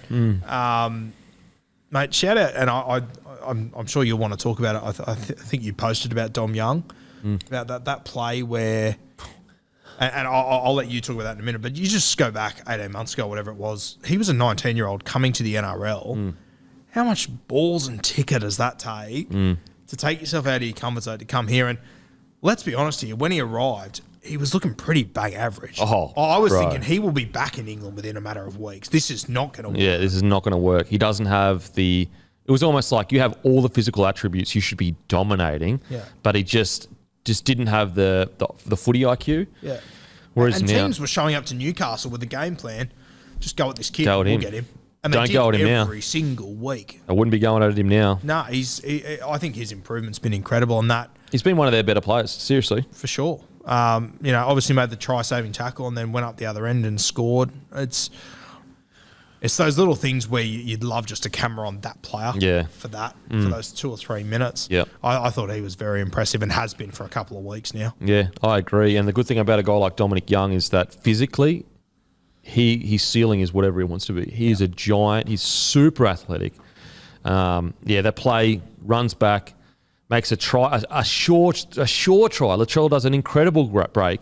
It's a sure thing. It's done. It's dusted. Then he comes flying out of nowhere. They get the ball on the next play, go the length of the field. He manages to get to his wing to score the try. An incredible play. Also, I feel sorry for Clemmer because his incredible match has been overshadowed by that last thing. This is what his match was. A try, 169 metres, 66 post-contact, 3 tackle breaks, 1 offload, 39 tackles, 0 misses. He is killing it at the moment. And you know what? Like, it's been overshadowed by the sin bin, but it's also been overshadowed just because he does it every fucking week. Like, this season is almost becoming a bit of a stock standard game for Clem because he just does it week in, week out. And, you know, I'm guilty of it as well until you pointed it out to me a couple of weeks ago. I didn't notice it or see it or anything as well. Like, it's incredible. Start of the year, I was like, mate, Clem is the man. Yeah, and I honestly didn't even really take you seriously when you said it the first time. Yeah, really? Yeah, far honestly, out. And I can see that. When you watch him and then you keep track of the stats every week because, he just doesn't get the raps. I don't know why. No one talks about him. Yeah, no one does. But you compare his front row stats to anyone, and I challenge you to anyone. It's not that much work. Isn't it bizarre though how no one talks about him, but as soon as Freddie doesn't pick him, everyone goes, "What about Clemmer?" Yeah. Why isn't it's strange how it's played out with him. Yeah, it's I really rate Clemmer, and we have to remember this is a front rower and a team getting constantly beaten. Yeah, so it's like it's not like he's getting fast play the balls constantly. He's the one doing it. He's the one trying everything he can to get the boys up. And look, there is a small. There's some people that say, but he doesn't get quick play of the balls, and he's too slow off his feet. But it's like not everyone can be super fast and explosive. There are certain people that are meter eaters. He's a meter eater. Sometimes I get frustrated because I feel like some fans, not all, they expect to be the best player, you have to be perfect. If you don't have everything, you're not a good player. But every player offers something different. For example, you could nitpick Payne Hass's game. You could say line speed's not that great because he's a fucking giant. That's why. But also, when Clemmer was playing Origin, he didn't have an offload, and now he's got 4 or 5 a game. And that's what's so important, gelling a team together of guys that have all got different aspects that work together. Yeah. Like, yes, there might be some stuff that Payne Haas can do that David Clemmer can't, but how much are you going to pay for Payne Haas compared to what you're going to pay for Clemmer? And then you compare him with other guys. Absolutely. So I'm glad people are And another thing with Clemmer is like, okay, yeah, he's been simping in the last couple of games, and you don't want that. You do not want that. But that part of his game is clearly why he's so good. He's aggressive as anything. So it sucks that it overshadowed. Interestingly, Saifiti I thought was good. I actually thought the Knights played some pretty good footy, if I'm being honest. I just think the Rabbitohs really, really turned up. Again, any time the Rabbitohs are completing at a high rate, they're almost impossible to beat because you know they have points in them. Eventually, Cody Walker or Latrell Mitchell is going to get some points together. So I didn't think it was too bad, but just quickly, recent reports Anthony Milford is going to be offered a 3-year deal by the Knights. Again, all reports, no confirmation. With the recent report that the Dolphins are going to match that offer, if you are the Knights, are you doing everything you can to keep Anthony Milford? I think I would be. Yeah, I wouldn't be selling the farm to keep him, but I'd be doing everything that would be a reasonable amount and whatnot to try and keep him because not many good halves around. Yeah, really isn't. And I mean, like, if I'm a half somewhere else in the NRL, I don't know if Newcastle's my ideal situation realistically. They've had a good team for 3 and 4 years, but they haven't really performed off the back of it. It helps that you know KP's going to be there now, but I mean, are we confident that Adam O'Brien's going to be the coach for the next few years? Yeah, it's a really interesting spot. It really is. Like, if they were to lose their next 3 games in a row and Adam O'Brien got sacked, I wouldn't be shocked. That's the sort of club that I think they are at the moment. Yeah, I feel like I've said this a million times, but I think they're paying the price of not taking care of their juniors for so many years because they constantly have to go on the market to find someone to be their 6 or 7. Like how a footy heartland doesn't have a young 6 or 7. Think about it. Clune was brought in, Milford was brought in, Clifford was brought in, Mitchell Pearce was brought in. Phoenix Crossland, is he the only junior? I'm pretty sure he's a junior, but like he was meant to be the next big 7-6. They've turned him into a hooker. They played him at 13 last year. So I beg the question of, is that not really strong evidence that their juniors have just been completely neglected? Who got man of the match in the under-19s game the other day? Pizzette, who's from Newcastle. Who's from Newcastle. Who's in the Melbourne system now. 4 try assists. Yep. And so even someone like Jock Madden, I know he's not playing a heap of games, but he was a Knights junior. Was he a nice? Yeah. Look, they could do with a Jock Madden. Seriously, he wasn't that bad at all. It's just strange. Like, how can a club with Joey John's history not have a new 6 or 7 coming through? So I don't know how they get themselves out of this. I do know how they get them out of it, but what the problem is the fix. We're not going to see the results for another 5 years. Yep. And so I don't know. Are they going to be that patient with a guy like Adam O'Brien? I think they should be patient with Adam O'Brien. Look what's on the market. Look where your club has come from. It's come from 11th place to 8th place. Yes, this year they haven't been great. But at the end of the day, they have played finals footy every year since he's been there. He's also managed to put together quite a good roster. Yes, I know Nathan Brad had something to do with some of it. But, yeah, it's just so surprising that a rugby league heartland has struggled to bring through, a 6 or a 7 that is at least solid. Yep. At least solid. Just on Adam Clune too. Just that ball that he threw to Edric was unreal. Yeah. His right to left pass is one that's his like where he was killing in New South Wales Cup. He had one season where he had about 25 try assists. And I think it was Pierre that was playing left wing in that side, and just that ball would just hit him on the chest every single time. Yeah. Like he's a touch football background, Clune. And it's taken him a little while to find his way in first grade, but he's more and more important to that Newcastle side. Is he the guy going forward for him? I don't know if he, but he might not be the guy going forward, but he's the best guy in the building at the moment, I think. Yeah. Would you, when you look moving forward, is it him or Jake Clifford? Is that what we're tossing up? I don't know. I honestly don't know. Do you feel any more confident with Clifford than Clune? Probably not. I mean, I do think Clune's probably the best they've got at the moment. Yeah. But in saying that, do I think that... I don't know. Because Clune and Milford, when on paper, they should be good enough to, stick it to a few teams. To be fair, they didn't have Pong on the weekend. put it this way, I just want to see them with Brayley, Clune, Milford and Ponga to play 3 or 4 games together. That's the other one, Brayley. I know we mentioned him earlier. He looked unreal.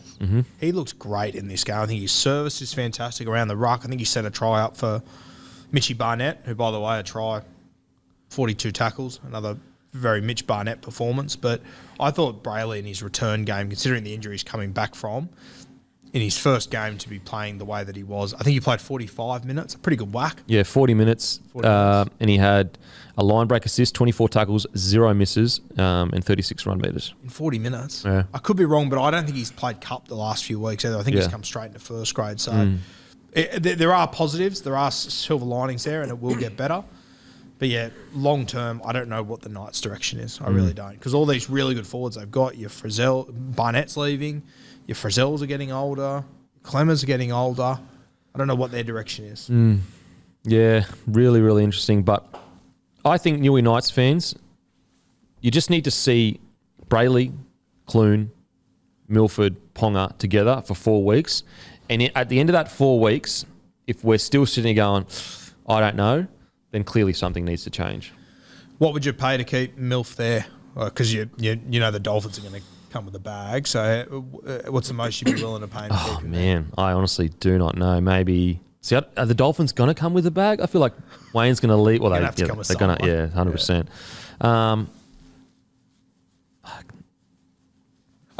500, 600, 500, around there. Like, I don't think the Dolphins will pay astronomically for him, but I think they'll pay more than what Newcastle would be happy to. Yeah, well, I think they've been forced into because they've got no one. Yeah. So they may as well just, like, they've got a certain amount of money to spend next year. There's no point in leaving, cap space. So sorry, if you're the Knights, you'd be happy if you sign him on a 3-year deal to keep him there for 5s? 500 each year would be a good deal, in my opinion. Because I actually think Milford's done some really good things since he's been there. He's been good there, he's just been in a team that just hasn't seemed to be able to click yet. Again, though, like, we have not seen Brayley, like literally have not seen a single spine play for longer than a week together. And I feel like, I know Knights fans are going to say, Denon, you're just making an excuse for the Knights. And fair enough. I'm not denying the Knights are nowhere near where they should be. I'm not denying that at all.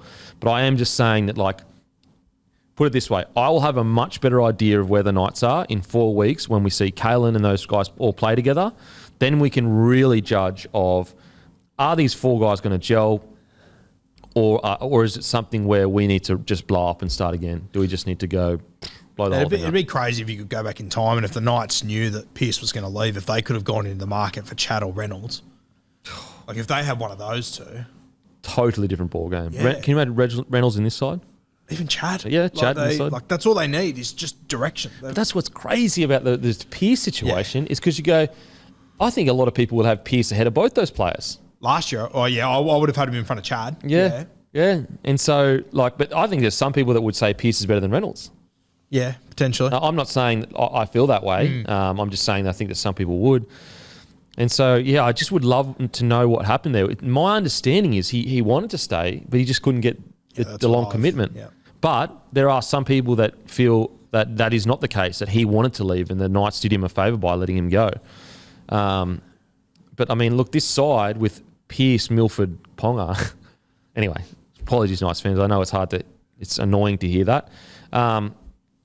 So, look, I reckon, we'll know. I think Adam O'Brien deserves another season after this. And I think that he deserves at least some time to have his spine playing together for a long period of time. Then we can make a decision on where to go from there for the Knights. Tigers versus... Quickly, breaking news. This shouldn't come as a shock, but Junior Bolo is going to start and Saifiti is going to be on the bench. Okay. Oh, okay. Interesting. So it'd be Travojevic, Bolo. Yeah. Yeah. I think that makes sense. Yeah, makes sense. Because Junior played like 62 minutes or something in the other origin, so maybe he's just going to go, mate, go skits for the first 30. We'll get you off, and then we'll put you back on for the last 30. Without pain, it makes sense. Yeah.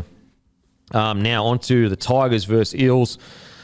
The game ended closer than what I probably reckon it actually was. With Tigers, I think they got a couple of late tries. Yeah, 70th minute, 74th minute, whereas the Eels kind of just seemed like they put the cue in the rack. But let's get to the Eels. Look, was it convincing? it was convincing in the sense that I always felt like they were going to win, but they're definitely not where they were probably 6-7 weeks ago.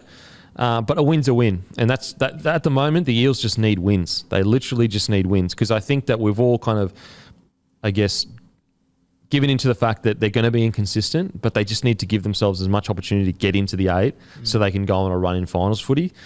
I would say, though, would be disappointing from an Eels perspective, where in a year where you probably should make the 4, you didn't, and you're robbing yourselves of a real fair, good run at the finals. Yep. But in saying that, a win's a win. I thought Dylan Brown was outstanding again. I think everything that happens really good just happens around him. Mitchell Moses, he warmed into the contest and eventually was, really, really good. It's just, they just don't have that same oomph they had at the start of the year, though. So I'm really unsure as to where to put them. But yeah, the good thing is that their spine is gelling really well. But outside of that, what'd you get out of that game? I mean, I think it's easy to sit back and say, Parramatta won by 8 against a bottom 4 side. I mean, it was 28-10 with 8 minutes to go, or something like that. I mean, I personally thought the Parramatta's first tries were tries. The Sean Lane one and the Penasini one. I did as well. I mean, all of a sudden, it could have been Parramatta 12-0 after 10 minutes. Instead it was Tigers 12-0 after 20, where they scored one try, they scored another one off a kick that Gutho just dropped into the in goals. There was the one that Reid Marnie, he dummied out a dummy half. He addressed that they were screwed. I thought it was lucky that Luke Brooks got his hand to knock that ball out. The Sevo one where I think he got a toe on the sideline. That you could even call that a try. Mate, this 28-20, it could have quite easily been 48-20 if a couple of things go Parramatta's way, I think, which I think they should have early. And I personally think that if Parramatta would have led 12-0 after 10 minutes, just would have been a blowout. I think it would have been a blowout. So I think when you look at the scoreboard, I think it's easy to say that this is another of those typical Parramatta games where they play down to opposition. But I thought that they attacked pretty well, and I thought they deserved to have more points on the board. If Marnie would have got that ball down, if Sevo wouldn't have gone out, all of a sudden, it's 38-20, and we're going, okay, that's pretty convincing. Yeah, well, the only concern I have is take score out of it. It's just like that 20-minute period there where the Tigers came in, scored a few tries, and then the Eels came back into it. And that's where I just get a bit worried with the Eels. It's like you're seeing inconsistency within a game. Yeah. Like they just, all of a sudden, they'll just drop off and then come fighting back into it. Yeah, and the other side of the coin is that you're going to have ref calls that are going to go against you. Tough shit. You have to deal with it. The Tigers led 12-0, and then the sin bin happened, and then Parramatta got back into it. So there are two sides to it, as you said, and it is that 20-minute period where, if you're going to concede 12 points against the Tigers, what are Penrith going to do to you? That's what I mean. Yeah, that's what I mean. yeah, and it's just I worry that in a normal match, the Eels come out firing, a couple things don't go their way, and then Penrith just go fucking bull. See you later. I think Parramatta are one of the greatest teams of all time of playing to their opposition. Yeah. Pending who they're going up against seems to be the mind frame that they're in almost. Yeah. They could lose their next 6 games in a row and they play Melbourne round 25. I'm so confident they're going to win that game. That's why I say I honestly think they can still win the premiership. Yeah. I know you're not on the ball with that. I just think they can give it a really good shake. Because they've proven that they get up for games, and so I wonder whether that last 4 weeks they just go, boys, 4 weeks. 4 fucking weeks, and that gets them up for the 4-week period. Mate, over the last 2 years, they haven't been able to go 2 weeks. Let's put on the same performance for 2 weeks. I think it's a lot to ask to get to finals and get 4 weeks. But in saying that, they were 2 points off beating Penrith last year. 2 point, one call goes their way. The trainer doesn't stop the game when they had all that momentum. All of a sudden, they're bloody in a prelim. But again, I'm not certain on it. I just there's a part of me that thinks, what, they could probably go on a run and do something special towards the end of the year, even if they struggle for the rest of the year. See, they haven't been out of the 8 since 2019. Brad Arthur brought this up after the game. Yeah. So they're consistent enough and they can put themselves in the position. But I'm with you, Denon. Even though they are just so annoying, inconsistent. So inconsistent and so annoying to watch, and Para fan, you'd pull your hair out, but they proved it last year. They can beat people. In saying that, you guys talked about the start of the game. I thought it was disappointing how they conceded 2 right at the end. Yeah. Like that was, and that's, again, these little periods, like at the start of the game, they just concede 2, and then at the end of the game, they concede 2 in the last 10 minutes. And they were the same 2 tries. I thought my KO had skipped. It was the exact same. Yeah. Yeah. So, and I feel bad because, like, they got the win. Like, what are we talking about here? Like, they fucking got the win. It's such a hard team. They're a hard team because I love them. I have flipped like a fish this entire segment, working out whether I'm happy with them or not happy. Yeah, I'm the same, bro. I'm absolutely the same. You look at Mitchell Moses' game and you go, fuck, like he did such good things. He had 9 tackle breaks. But then you're like, yeah, but they were fading in and out of it, and I don't know. But what I will say is I hope they kill it because I'm a big fan of Eels. I think they're so good to watch when they're on. When they're on, they are so good to watch. So it's going to be one hell of a bottom 4 of the top 8. Yeah. Those 2 weeks are going to be insane. Crazy. And what I do like about the game at the moment, like, yes, obviously Penrith are out and out the best team right now, but the middle of the table has just hardened up so much compared to last year. And at this point last year, we were watching Melbourne win their 19th game in a row going, well, no one's going to catch them. Yeah.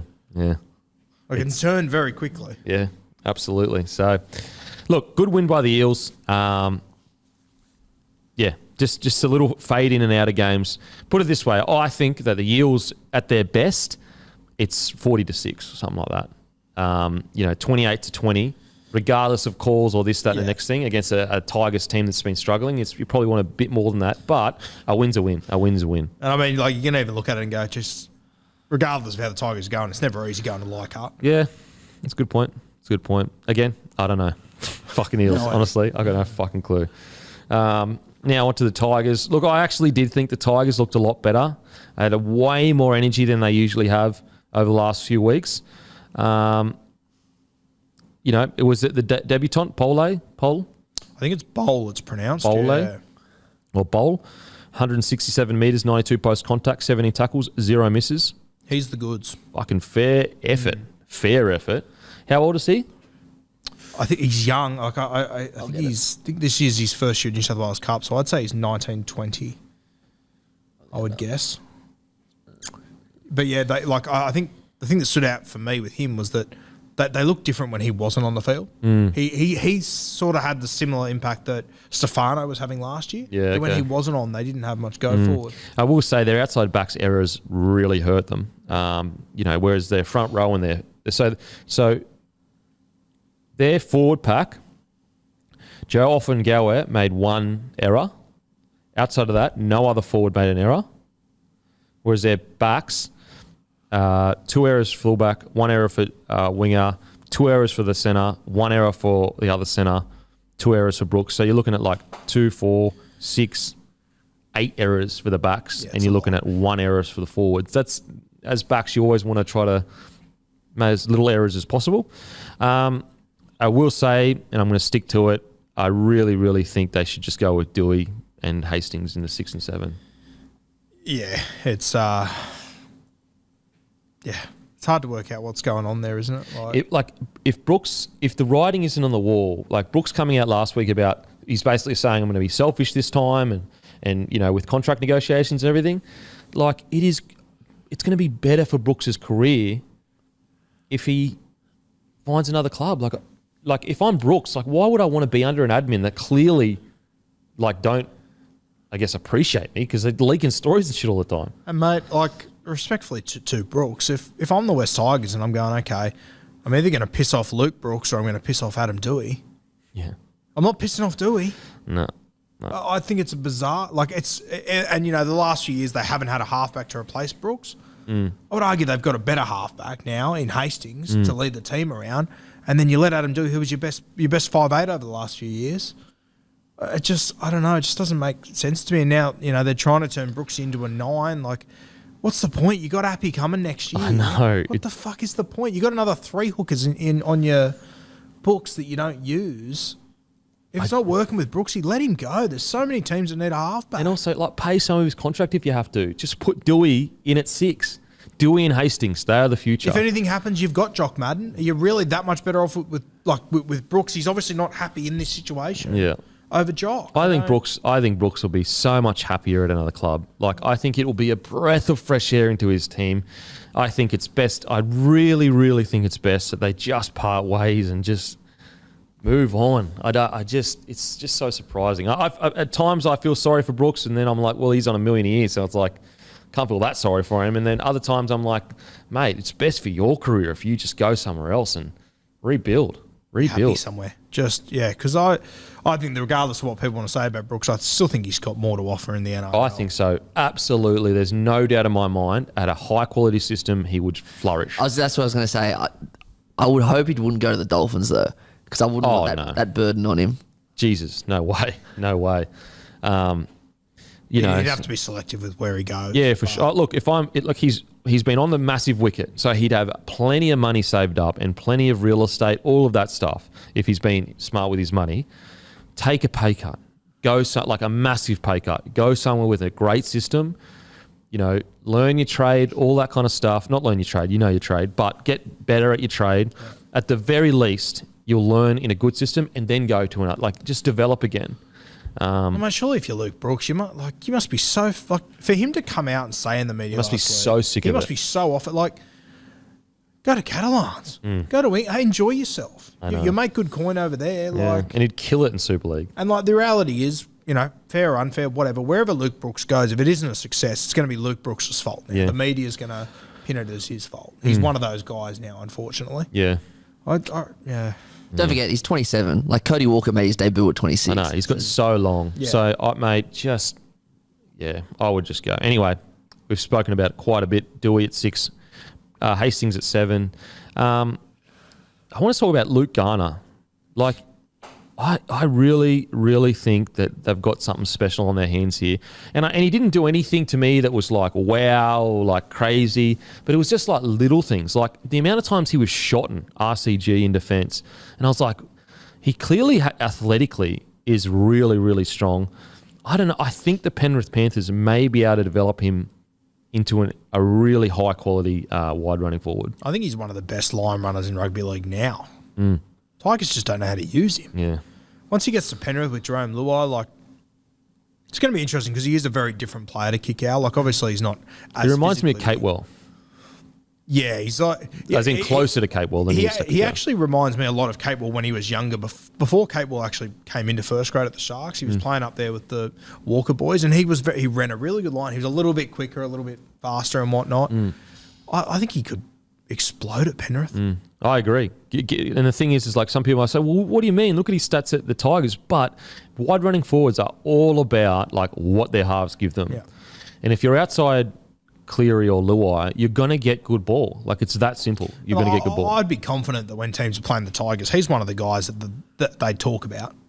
Yeah. He'd be on the whiteboard. Whereas when he arrives at Penrith, it's going to be Luai, Tungo. Like, it changes everything. I think he'll do really... I think you said the other day, Origin, like he'll be in the... It was a hot take. So my hot take was, and again, hot takes, guys, I'll explain a hot take. They're supposed to be outrageous. I don't think it's that hot, to be honest. I think in the next 24 months at Penrith, there's a really good chance that he will be in Origin conversations. Yep. Not selected, but when you're... like, for example, are you telling me that this guy doesn't have the potential to put pressure on Liam Martin? I think he could. Like, I really do. Doesn't mean he's going to get the spot, but I do think it put pressure on him. And I understand New South Wales are stacked. They've got Tyson Frizzell, they've got Keon, you've got Ola Kawatu. I understand all that, but when you look at Freddie's selection and the way he likes his wide running forwards seemingly to play, which is Cam Murray, Liam Martin, Garner is of that similar. He fits that mould. Also, a shout out to Joe Offengawe. I really think that he's been so good this last probably 6 to 7 weeks. I know we spoke about it. I think he's found a home at 13. I know you kind of feel like he probably doesn't have enough ball playing for it yet. I think he's been great there. Aside from whether he suits 13 or whatever, just playing ability and form-wise, I think he's playing the best footy since he came to the club by a mile. I think he's been their best player for the last 6 weeks, easily, without a doubt. Yeah, I'm not overly convinced he's going to be a 13 long-term. Yeah. But you could do much worse. Yeah. Oh, for sure. You could do worse. They have been doing worse for a long time. So, yeah, credit to him. He's getting through so much work. It'd be interesting to see how long he can keep up this much work for because it is Must be taking a toll on him. Oh, mate. 140 metres, 73 post contact, 4 tackle breaks, an offload, 38 tackles. He's been doing that doing that every week. Standard for the last 2 months for him. Yeah, he's been doing that. So, yeah, massive shout out to him. I think he's been really, really good. But Tigers, unfortunately, I think it's going to be a tough next 24 months. Don't even have a coach yet. Don't have a coach, yeah. Hopefully, like IPAP and Appy coming in can help the situation. But if it doesn't, I won't be surprised. Who's the coach? Who's the coach?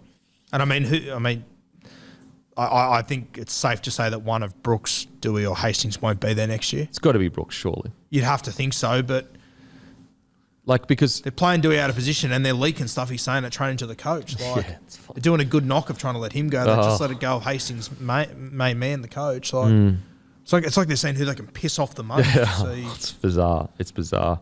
You're right though. Papali'i, Appy Coruscant could change everything. We saw Appy could change everything. He really could. He changed everything at Penrith. Yeah. Before he went to Penrith, Nathan Cleary was struggling. Yeah. And then boom, and totally exploded. And Hastings has done incredibly well this year, but once you get him a real 9 as well, the influence on him could be massive. Yeah, for sure. My just concern is who's the coach? Yeah. Once I see who the coach is, I'll have a better idea of how Appy's going to go. Because if the coach isn't right, anyway. Well, there's a good chance the coach won't be right. Let's be honest here. Who Who could they sign today that you'd go, that's the one? Mate, I don't know. We'll talk about quickly. Warriors, they signed Andrew Webster. Thoughts? Yeah, good guy. I don't know a heap about Andrew Webster, to be perfectly honest with you. I won't pretend like I do.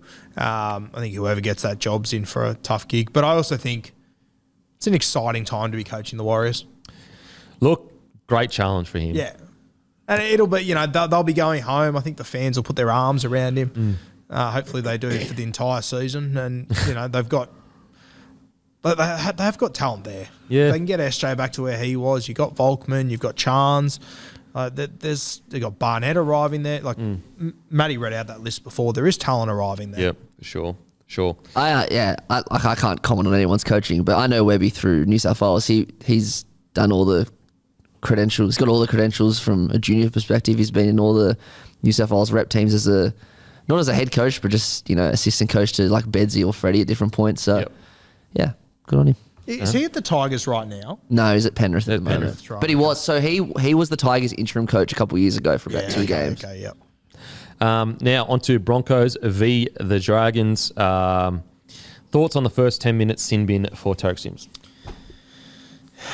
This was the shot on Adam Reynolds. Yeah. I sat there and watched it and thought I can understand why they sin binned him. If it was Ezra Mam, do you think he would have got binned?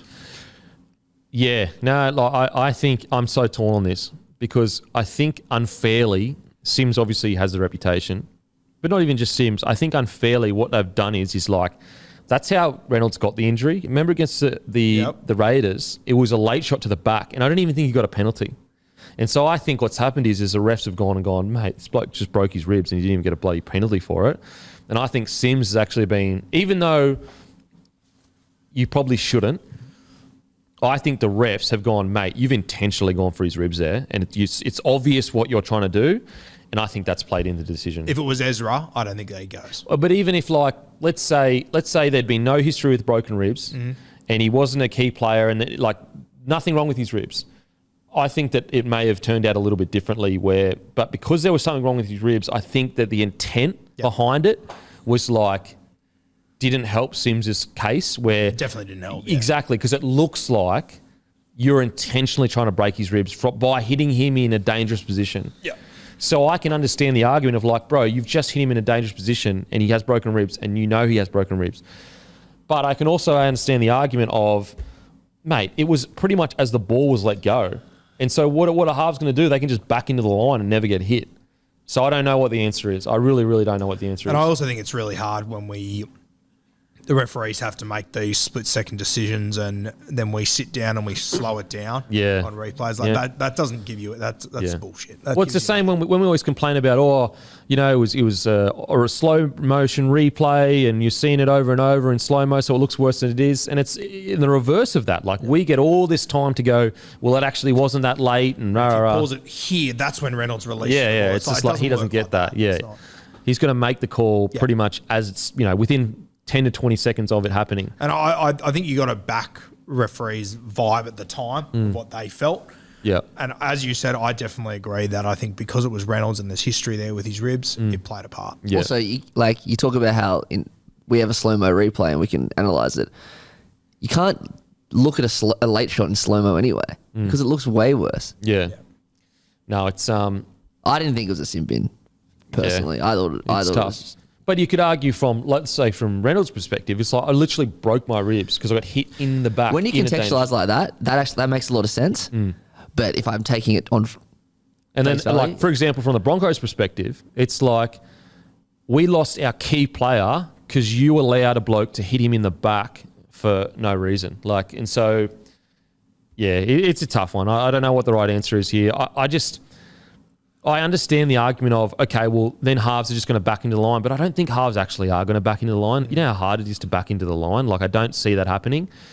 I just think that we may just have to accept gone are the days where you can rough a halfback up as he throws the ball. Yeah, and in some ways, I don't mind that. Like, you look at... What's the back stuff? I don't mind. I think it was like I don't mind some hits front on, like that rough the halfback up, because it's like as long as the timing is good, I'm sweet with it. I just don't know where I stand of like hitting someone in the back like that. It's just so dangerous. Especially because if his back's turned into it, he's kind of relaxed himself as well, so he's not bracing for impact. Yeah. And I mean, like halfbacks and 5'8", that's what put asses on seats as well. Like we just spoke about Munster's out, ball player. We just said, incredible Cronulla one without Nico Hines. Like these are the guys that you need to protect. It's the same in the NFL. They've changed all their rules. Like you can't go near a quarterback anymore because they understand the entertainment value that you need those guys out on the field every single time. But like I can understand people that are frustrated and say like protected species. Like what is there a bubble around halfbacks now and you're like not allowed to rough them up? Like if they don't want to get hit, don't go into the line. So I get that argument as well. That's why I say I don't know where I land on this. I really don't. Yeah. The next 10 in the bin was absolutely 10 in the bin. Oh, yeah, definitely. Jesus. He was honestly probably lucky he didn't get... If that was done magic round when it all got cracked down, he's getting sent. Well, I personally thought that after the first sin bin, he was going to get sent. Yeah, okay. Yeah, wow. I'm glad he didn't get sent, to be clear, because it's not like he intentionally did that. I'm just saying, like, when the crackdown happened. So, look, I can understand why Dragons fans felt a bit dudded by that first 10 in the bin. Second one, though, geez. That was definitely 10 in the bin.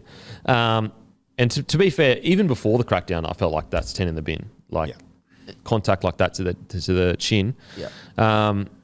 But outside of that, what did you guys think of the match? Mate, I thought Blake Laurie was massive for St George. I don't have his stats in front of me right now, but he ran for an absolute heap, got through a heap of tackles. I think he played pretty big minutes too.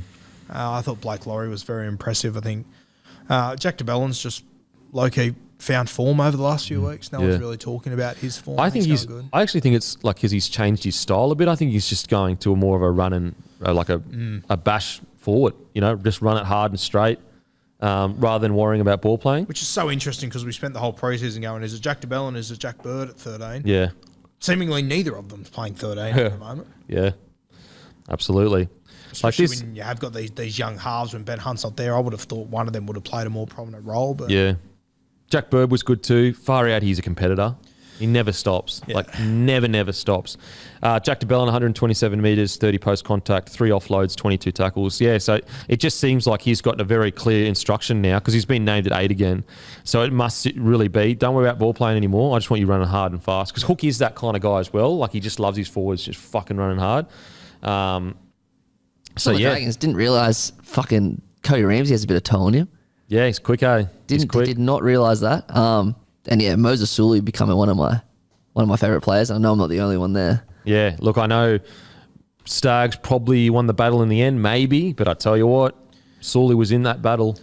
up I to his reckon it would have eyeballs. been a different battle if Ben Hunt was on the field giving Sully clean ball. That's He a didn't, good he didn't point. get as many opportunities as he should have. As Yep. soon as he got his first one, I mean, Jack Bird turned him under. Well, Steamrolled 3 blokes. Absolute havoc. Look, Dragons. It's hard where to put this performance. I'd actually consider it quite brave because they did have Bloke in the bin for 20 minutes. That's so long to be a player down, and you could make the argument if they didn't have 10 in the bin, at least for the first one, maybe they win or get close to winning the match. Yeah, I think this is going to be one of those games, the Dragons, if they miss the 8, they're going to look back on this one and go, fuck. Brisbane were missing so many troops here. Yes, we were without Ben. We had things going against us within the game, but I still thought there was a heap of times. And, the halves are young. It's going to happen, but I think they put 3 or 4 balls dead. Their fifth play options, I got it here in the notes. Yeah, Their fifth it play was options costly. were really, really poor, unfortunately. Especially right at the end when they were trying to get the game back. Like they got Yeah. caught on fifth a couple of times. So many times, and that's just inexperience. And that's where I do. We spoke about it earlier, but I want them playing New South Wales Cup, to just make sure that they've got the reps under their belt, and not to say because I think Sullivan has been playing New South Wales Cup, it's just unfortunately. I think the first 10 minutes in the second half, I think they kicked 2 balls dead from the red zone. And then they got caught with the ball so many times as well. So, I actually really respected Dragons' energy. They came out super aggressive. Their forward pack was, almost taking it to us, really. It's probably one of those games, one of them got away. Cody Ramsey, he's been great, man. He has been great. And is this coming from a person, I did not think he was a fullback at the start of the year. I thought he was an out-and-out winger. Yep. And I was like, I just don't know if he has the ball playing to be a fullback. But the energy that he brings to that side is immense. He's becoming a vital part of the puzzle for them. He definitely is, yeah. And I was telling everyone that had listened, and even those that wouldn't, that he wasn't a fullback. I think you got to say it. I couldn't think of a world where I pull Sloan back into this side now. Yeah, and got to give Hook credit because we did not agree with him pulling Sloan out. We did keep saying that sometimes Hook does things that we will never understand and it'll work. Yep. And even in saying that, I was still so confident that he'd made the wrong call. I was super confident that he'd made the wrong call. I was like, nah, Sloan is such a gun. Cody Ramsey is not a fullback. How wrong I was. Cody Ramsey is proving to be a fullback, and Anthony Griffin absolutely got the right call. Yep, absolutely got the right call. 2 tries, 145 metres, 17 post contact, 6 tackle breaks, 2 line breaks. And it's just his energy, though. It's his energy. Even little stuff, I think there was a tackle after a bomb. He catches the bomb. The ref blows the whistle for a penalty against the Dragons. He throws the ball away angry. I love seeing that shit. It means he's so in the game. He cares. Yeah. So, look, it's great stuff for Cody Ramsey. Really, really good stuff. Fagai, he's so fucking sharp, Fagai. Something about him, eh? Fuck me. He just needs more ball. He needs more opportunity. His footwork is fucking outrageous. 35 metres, 30 post contact, 7 tackle breaks. This is their back. This is their fullback, wing, and centre's tackle breaks. 6 tackle breaks for Ramsey, 7 tackle breaks for Fagai, 6 tackle breaks for Sully. These guys are all young. Yep. Then you've got Zach Lomax, who's, killing not killing it lately, but he is a gun centre as a youngster. And you get Ravalawa, who's a beast. There is something to build on at the Dragons. I think that the key is obviously all around Benny Hunt. I just think they get Benny Hunt back, and who knows? I really didn't mind what I saw from the Dragons yesterday. Honestly, I really didn't. I know it ended up being 32-18, but I really didn't mind what I saw. I just think that the Broncos are in a much better position than people realise. And I think that all of that talk a few years ago about all the greats in the game were going, Broncos young pack, it is fucking the best young pack in the competition, and it's this, that. All that chat, we're starting to see what they were talking about and what they could see in this young Broncos forward pack. So, look, Dragons, bring Benny Hunt back into that side. They probably, it's a different, it's I don't know if they win, but I mean, it's a different ball game. They go damn close. Absolutely. Because the amount of 5th tackle sets, Benny Hunt would have just iced them. Yep. To the Broncos, what an incredible performance. Missing 10, I think, of their starting side, or of their squad at the very least. And they were absolutely outstanding. Tessie knew, he had a few errors, so he's a little bit rusty, but outside of that, What a comeback. Wow. And to be honest, I think if Tomato Martin was to come back next week, I would probably still keep Tessie in that starting fullback position until, like, just to give him an opportunity because he was that good. I think off the back of that game, Tessie came, like, I felt sorry for him when he came into first grade because people calling him the next Lockyer. Like, it was Doesn't so even unfair. play like Lockyer. It doesn't even look. There's nothing about him that resembles Lockyer. Yeah. Nothing whatsoever. The way he plays, not at all. The way he plays, no. I mean, if anything, yesterday was the closest he's ever looked. Still a long way away, obviously, but I remember watching him the last few years, and it's always annoyed me because I think that he quite often takes the wrong decision. He passes when he should run. He runs quite often when I think he should pass. And early in that game yesterday, I think he was a bit rusty, a few mistakes, and I think there was a 3-on-2 on the left and the right. He ran on both of them. And I sort of thought, oh, gosh, no, here we go. Yeah. But then his ball playing yesterday, I don't know if they got a word down to him. I don't know what changed, but all of a sudden he just clicked. There was a cutout ball that he threw to Piera that was an absolute cracker. Even the pass he threw to Stags, like, well, it wasn't a tremendous pass, but normally he wouldn't pass it. He would just take the run, and just the timing of when he let go of it, it was just perfect. And the pass to Mam for the try, yes, that was not an easy pass. Yep. Most blokes throw that forward because the angle they have to hit has to be perfect because otherwise it goes behind Mam or goes in front of him. And I would be confident saying 9 times out of 10 last year he wouldn't have passed that ball. Yeah, agreed. So I thought I was very impressed with Tessie. I think that's by far and away the best game I've seen him play. He was outstanding, absolutely outstanding. A try, 2 try assists, 7 tackle breaks, 2 line breaks, 3 line break assists. What a performance! Even the try that he scored, like, I don't know what on earth Jack DeBell. I don't know if he was caught offside. He just stood still, and if so, Tessie's obviously heard that call. Yeah. Just gone bang, it's on. Straight into him. It's just good eyes up awareness. Yep. No, he was outstanding, and like the depth that we have. I mean, to think that we got 1, 2, 3, 4. You could make an argument 4 out of the back 5 are not starters. So you could make the argument Tomato Martin, Hoyter, Lee, and Pereira are not starters for the Broncos, and yet they put on a performance like that. Incredible. Hoyter, mate. Fuck. He's a find. Far out. I mean, he debuted in the Tigers like 5 or 6 years ago. Yeah. Comes in for his second game. I think he scored in his debut for the Broncos as well. Comes into this game.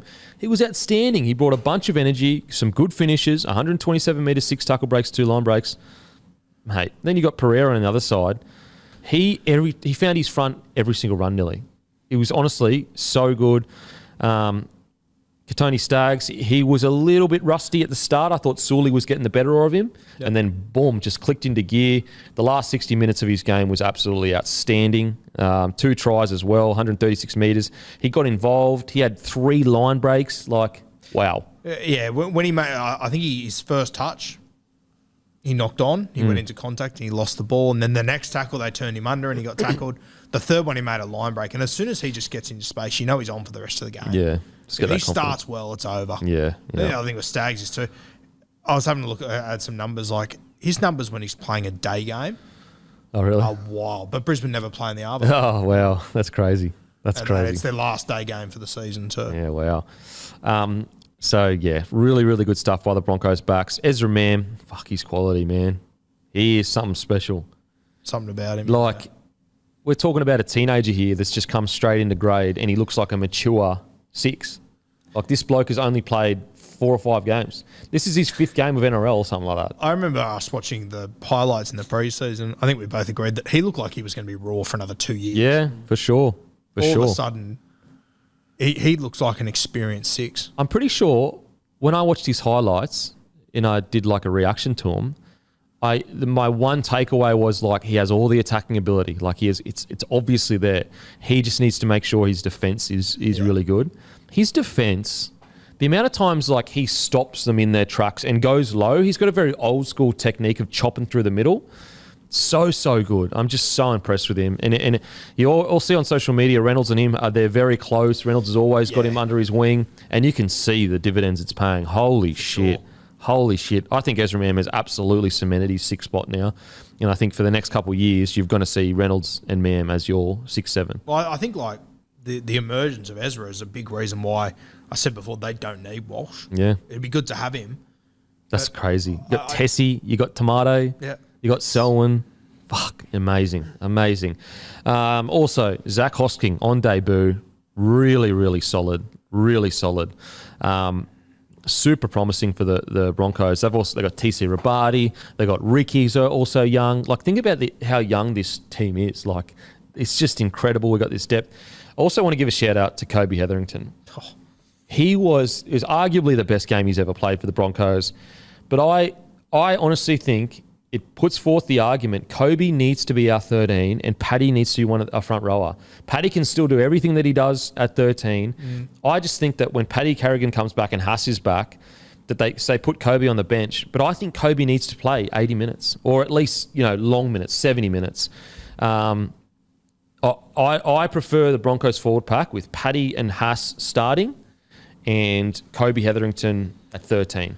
Hetherington's got a bit of Cotter about him, doesn't he? Yeah, he's a battler. That left foot step, Yep. You could see at the start of the game he was making little half breaks. And I think, I don't know if it was left or right, but by the end of the game, boom, he makes that line break. I think he hits Tessie, who hits Ezra Mam on the inside.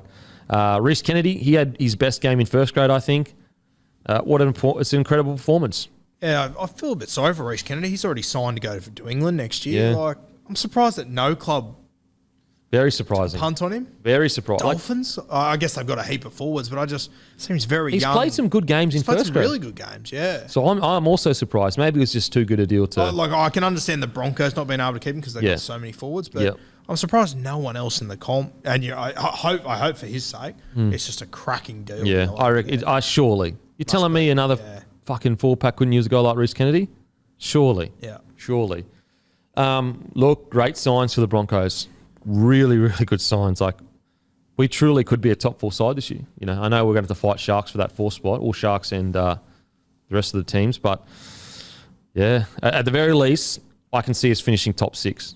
At the very least. Yeah, I think Matter of so. fact, going forward with the standard that we've set ourselves, anything less than top 6 would actually be disappointing. Yeah, I think based on how you've gone this year, 7 and 8 would be disappointing. Yeah. Drop to there. Now, obviously, 7 and 8 compared to last year is great, but we've set a standard for ourselves now that we can be a top 6 side. And So, if you are going to have to be in that bottom 4 of the top 8, you want that home final. Yeah, you for want to bring sure. someone to Suncorp. absolutely. So, massive win. Now, just quickly, I asked the Bloke community to answer ask me some questions or ask us some questions about what we'd speak about on the show. So we've got some questions here that we can answer the Bloke community. Have Storm made the right... This is from Henda Yes Son. Have Storm made the right decision signing Hughes, Grant and X long-term and not Munster? Oh, it's a tough one. From what I've heard, it sounds like Munster that there's probably a bit more to this than just football. Okay. I believe his missus is from up Queensland or something. Oh, so really? I don't know whether that's true or not. That's what I've heard, but I don't know. I think Munster's a great player, but so's Hughes. So's these other guys as well. I can understand where they're coming from. Oh, I can. Yeah. I think it makes sense to build. And Melbourne have always been about a team. They've never been, they've always had superstars. I will say, though, I kind of like, if you already had Hughes locked in, you didn't need to upgrade him, and you did. And Fair, yeah. that's where I'm kind of like, if I am Munster, I am a bit like, well, hang on a sec, like Hughes just signed a deal, then he got upgraded so much that now I'm getting told to downgrade by a bit. So I can understand that would be a bit frustrating, but I can also understand with Hughes how good he's going, why the Storm were ran the risk of, we may piss Munster off, but we've still got a substantial offer for him. It's around 750 to 800K, and hopefully we can convince him to stay. And I mean, if Munster would have had this change in his lifestyle and game and everything to the point he's at now last year, it's probably a different conversation. Yeah, for sure. Maybe they thought, we can't afford to risk, huge deal on a guy that, whatever. So yeah, it's interesting. Serenity Now, 2022. Why so late on YouTube? Keep us hanging, Beak. Seinfeld fan. Seinfeld, yeah. Seinfeld fan. And the reason why it's later on YouTube, bro, is because we have to edit and render it. Rendering takes at least an hour. Editing it takes quite a while. And then on top of that, it takes an hour and a half to upload it. And that's why audio, it literally takes... We could have the audio up to you in 20 minutes. Whereas the visual, it literally takes 3 to 4... Minimum 4 hours. Minimum 4 hours. And you should come in here and try and have a conversation with Matty whilst he's doing it. Yeah. He's working his dick off. You don't exist around him. Right. Which two teams playing this year's grand finals from Nicorito? I think you're going to look at Panthers. At the moment, I'm going to say Storm. Yeah, I was going to say Panthers, Storm. Penrith, someone anyway. Yeah, exactly. Penrith, someone. But we've spoken about that.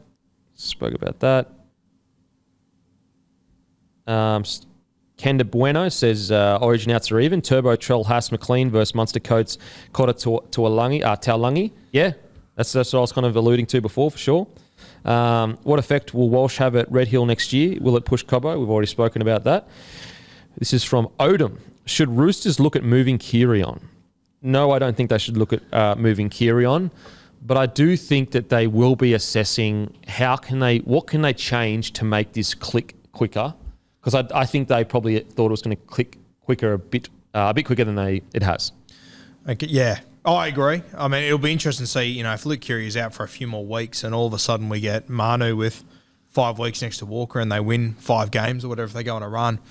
Could get interesting. Like, I don't think the Roosters will let go of Luke Keary, but mate, they're no strangers to making a ruthless decision. Oh, mate. And if something happens that a Munster appears, that they could maybe get their hands on him, if it's possible. I think it'd be... I don't think it's out of the realms of possibility for them to let him go. Just because of how they are, and they're not about friends, they're about winning. It's a risk, though, because you're not bringing him in... The only reason they got rid of Pearce is because they were bringing in... one of the GOATs, pretty much. Well, yeah, I think you'd have to be bringing in a quality football, and you're not going to find one like Cooper, obviously. Who would you bring in that could justify such a ruthless decision? Munster would be one. But do you think Munster and Walker could work? Don't know. Yeah, that's what I'm saying though. It's such an unsure thing. It is a yeah. Whereas Cooper Cronk's going to work. Yeah, I would say that if they do let Luke Keary go, I think that'd be a pretty good indication of where his head knocks and stuff. Yeah, unfortunately. Be interesting, I can't see him going. He just seems like he has such a good connection at that club. Be sad that oh, for sure, and I think he's won back-to-back comps. How close him, Teddy, and Radley are in particular. It'll be. Yeah, I think they'll keep him. The difference, he won back-to-back comps only 3 years ago, so I can't see them getting rid of him. Thoughts on the Warriors not going ahead with Stacey as coach? We got to ask ourselves, did Stacey want to be coach? We don't know. Yeah, I'm not sure. Mate, for the last 6 years, Stacey has looked like the perfect guy to me. I think this must be a sign that Stacey probably doesn't think he's up for it or he's ready for it realistically, which can you hold that against Stacey? It has to be one of the hardest jobs in rugby league. Oh, yeah. Should the second ref be brought back in? Vlandis has said vehemently, not going to happen. I think it probably should. Oh, I think it couldn't hurt. I think it's worth trying and seeing what. I think if you keep the 6 agains for ruck penalties, then you have to. You have to, right? Well, I just think that to expect these refs to just so much going on with the 6 agains and we're getting like the amount of forward passes that are let go is mental. I think though, if they have 2 refs, they got to have one guy as the guy. Yeah, for sure, absolutely. They kept switching and just inconsistent. No, there should be no switching. There should be. I reckon there should be a ruck ref. Yep. And then just the ref, and basically he just lets the ref know 6 against 6 again. Another and the ref can choose to go or not choose to go. So the ref that you just said, he would always be in the defensive line, obviously, and then you would have just the other ref in the attacking line, but looking at the ruck, pretty much. Yeah, okay. Just focused on the ruck. Yep. And that's his job, is just to focus on the ruck. And they have very clear roles, very, very clear. The other ref can still focus on the ruck, but, we just see... I think it would just alleviate a lot of pressure on the refs, because some of the calls that get wrong are I don't think they get enough appreciation for how hard it would be to ref, far out. You've got blokes that are trained in disguising holding players down. Yeah. They're trained in it. And you're just this ref trying to, you're trying to get your 10 right. You're trying to get, you know what I mean? It'd be tough. It'd be super tough. Is Fittler telling Porkies in regards to RCG? Did New South Wales change the way they play from game 1 to game 2? I think they did. I think it's pretty evident that they did. I think you can just tell by the selections that he brought in that they have changed. Should NRL post 20-minute highlight vids for Inglis and Benji? Why don't they already exist? I don't know. Good question. Maybe they should. One of the best things I've ever seen was on Fox Sports once, and it just had a show of all of Inglis's tries. His first one to his last one, and I was just in heaven. They've got a thing on K at the moment that's like they pick a legend, and it just goes through straight highlights of them. Like I watched one on Nigel Vunganar the other day. It was unreal. Vunganar. Yeah, I'm surprised they don't put together more like singular. I think it's something that we need to do better in rugby league. Like you look at the way that the NFL and other sports do it over in America, like how they document whatever's happening or highlights whatever the hell it is. Like we've got so many good stories to tell. Yeah, we don't tell any of them. Yeah, no, agreed. This is from Jaime. Do you think Fogarty staying at the Titans this year would have put them closer to the 8? Absolutely. We speak about it every week. Yeah. You mustn't listen to the podcast because we speak about that every single week. Broncos premiership threat next year, adding Walsh to the spine. Yeah, I think so. I think you could make the. I would say yes, as a neutral. Another year of Carrigan, another year. If they stay injury free, they get lucky with injury, then they could be a premiership threat next year, in my opinion. Yep. Is Garrick a better at fullback or wing? That's another bloke I want to shout out. Garrick has been absolutely outstanding this year. Outstanding. Yeah. Look, I think he's a better fullback, but obviously you got Tom Trbojevic there. I mean, I tell you what, if he ever does want to get more money and there is a club looking for a really solid fullback that can do a similar kind of job to Dylan Edwards, it's Ruben Garrick. Yeah, for sure. They don't play the same, but they get through a bunch of work, minimal errors, deceptively quick. Garrick would be my man if I'm trying to find someone for not too cheap, but like won't break the bank. Goal kicks at 80%. Yep. Absolutely. One, I'm not getting picked for game 3. I'm still yet to be convinced, and that is from Unquenchies. I'm still yet to be convinced that he will not be on the bench. What do you think, Guru? Yeah, I don't think he will be, but if he is like you, I really won't be surprised. Yeah. But I think they're going to go with Siffer. Who finishes top 4? I think it's almost, if Sharkies keep this up, you can lock in what the top 4 is, what it's going to be at the end of the year. It's pretty much Sharks or Brisbane, isn't it? Yeah, I mean, look, the other ones could come out of nowhere, as we know. Yeah. But I just think because right now you've got Sharkies on 24 points, Bronx on 22, Eels on 22, Rabbitohs 20. So look, Rabbitohs, Eels, and Bronx could make a push. Rabbitohs draw. Tough. Is insane for okay. If they manage to get to the top 4, they've done incredibly well. So Eels could push for the top 4. Yep. So, it may change, but I think right now, the top 4 that it is, that's what it's going to be at the end of the year. Can South make top 4? They can. I don't think they will, though. But if they do, how good. What else we got? Penrith are 10 points or more clear of every team outside the top 4. Can anyone stop them? I mean, right now, it is not looking like anyone will stop them. But you know what? We said this last year about Melbourne. Yeah, exactly. Here we got a question. Why was nothing said about Latrell going third man into a stink? God. Are you serious? Oh, my God. Ridiculous, bro. Fuck. All right, you can just drop that elbow on his head. Sweet. My God. Anyone else runs in there, we're not even talking about it. It's a Latrell thing. Oh, mate. Far out. Has the premiership window gone for the Raiders? Yeah. I mean, I think that's pretty evident. I think so. Yeah, absolutely, unfortunately. It doesn't mean that they can't fight it back. They've got a really good young roster.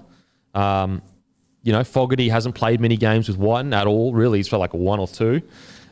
Savage has got... Savage's ceiling is, incredible. But I think for them to be premiership threat, it's going to take at least 24 to 36 months. Yep. At the least. That's as in best case scenario, in my opinion. Retro around Jersey. Shoulder charge, Biff, 5 million in the bin. Let the boys play. From Dangroves. Would be good. Should Sheens take the coaching role? We've spoken about that. Are the Dragons now a one-man team? Ben Hunt, Lord and Saviour of the Red V. I wouldn't say... I tell you what, they're not going anywhere without him, that's for sure. Yeah, I wouldn't say they are a one-man team, but if you came heavy in the paint with that argument, it'd be hard to push against. Yeah, seriously. Prettiest Bronco in 2023, Reece Walsh or Jordan Ricky? Going to have to say Reece Walsh. Those eyelashes won't quit. Won't quit. Most underrated, underhyped player at each club. Jeez, bro. Each club. How much work you want us to do, bro? Hey, boys, besides Penny, what do the other teams in the 8 need to show to win the comp from Reece Bond? Again, that's a lot of work, bro. It's a lot, but I think the big difference between Penrith and the rest of these sides is their defence. Yeah. Line speed is just crazy. And you look at who's the most improved defensive team, the North Queensland Cowboys, probably the team we've spoken about the most today. So defence, I'd say. Do you see Tom Dearden being a target for New South Wales Blues to score points on? Not really, to be honest. I mean, I think they'll test him as a rookie, but his defence is outstanding. He can handle himself. I think we all know the target's going to be Nanai, DCE. Yeah. They're both, Nanai's a rookie and obviously DC's edge. Should Latrell get 6 weeks for Clemmer being sent off? That was from heavy conditioning. It is, honestly. That's what it's getting to. That point. It's getting to that point. Where do you think Will Kennedy rates as ball-playing fullback? Mate, he is slick. Will Kennedy. When we talk about underrated, he's right up there. Right up there. He's so slick at the fullback position. Top 10?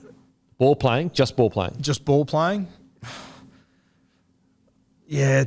Top 5? I was going to say 7. 7? Yeah. He's like, I'd argue he's got probably better ball playing than Teddy. I reckon he looks better as a ball player than Teddy. I think Teddy just does it. Looks a bit unorthodox. Would you rather Reece Walsh or Will Kennedy as a ball player? Probably Kalen would be probably my number 1 ball player. Yeah. Reece Walsh. Trying to think who else. I think I'd have Drinkwater probably. Yeah, Drinky would be up there.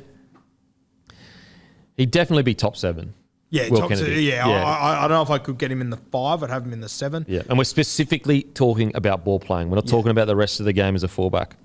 Kyrgios's Wimble achievement, incredible.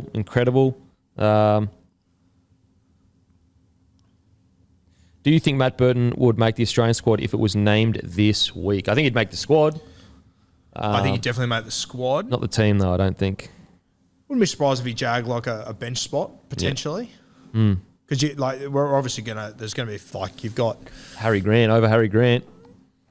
Yeah, I guess, yeah. But you'd also have a number of guys that, like your Toto and these sort of guys that aren't going to be there. So there will be a few spots there. He's the sort of guy that if Penrith win a comp this year, I wouldn't be surprised if he manages to find a way into that Kangaroo side.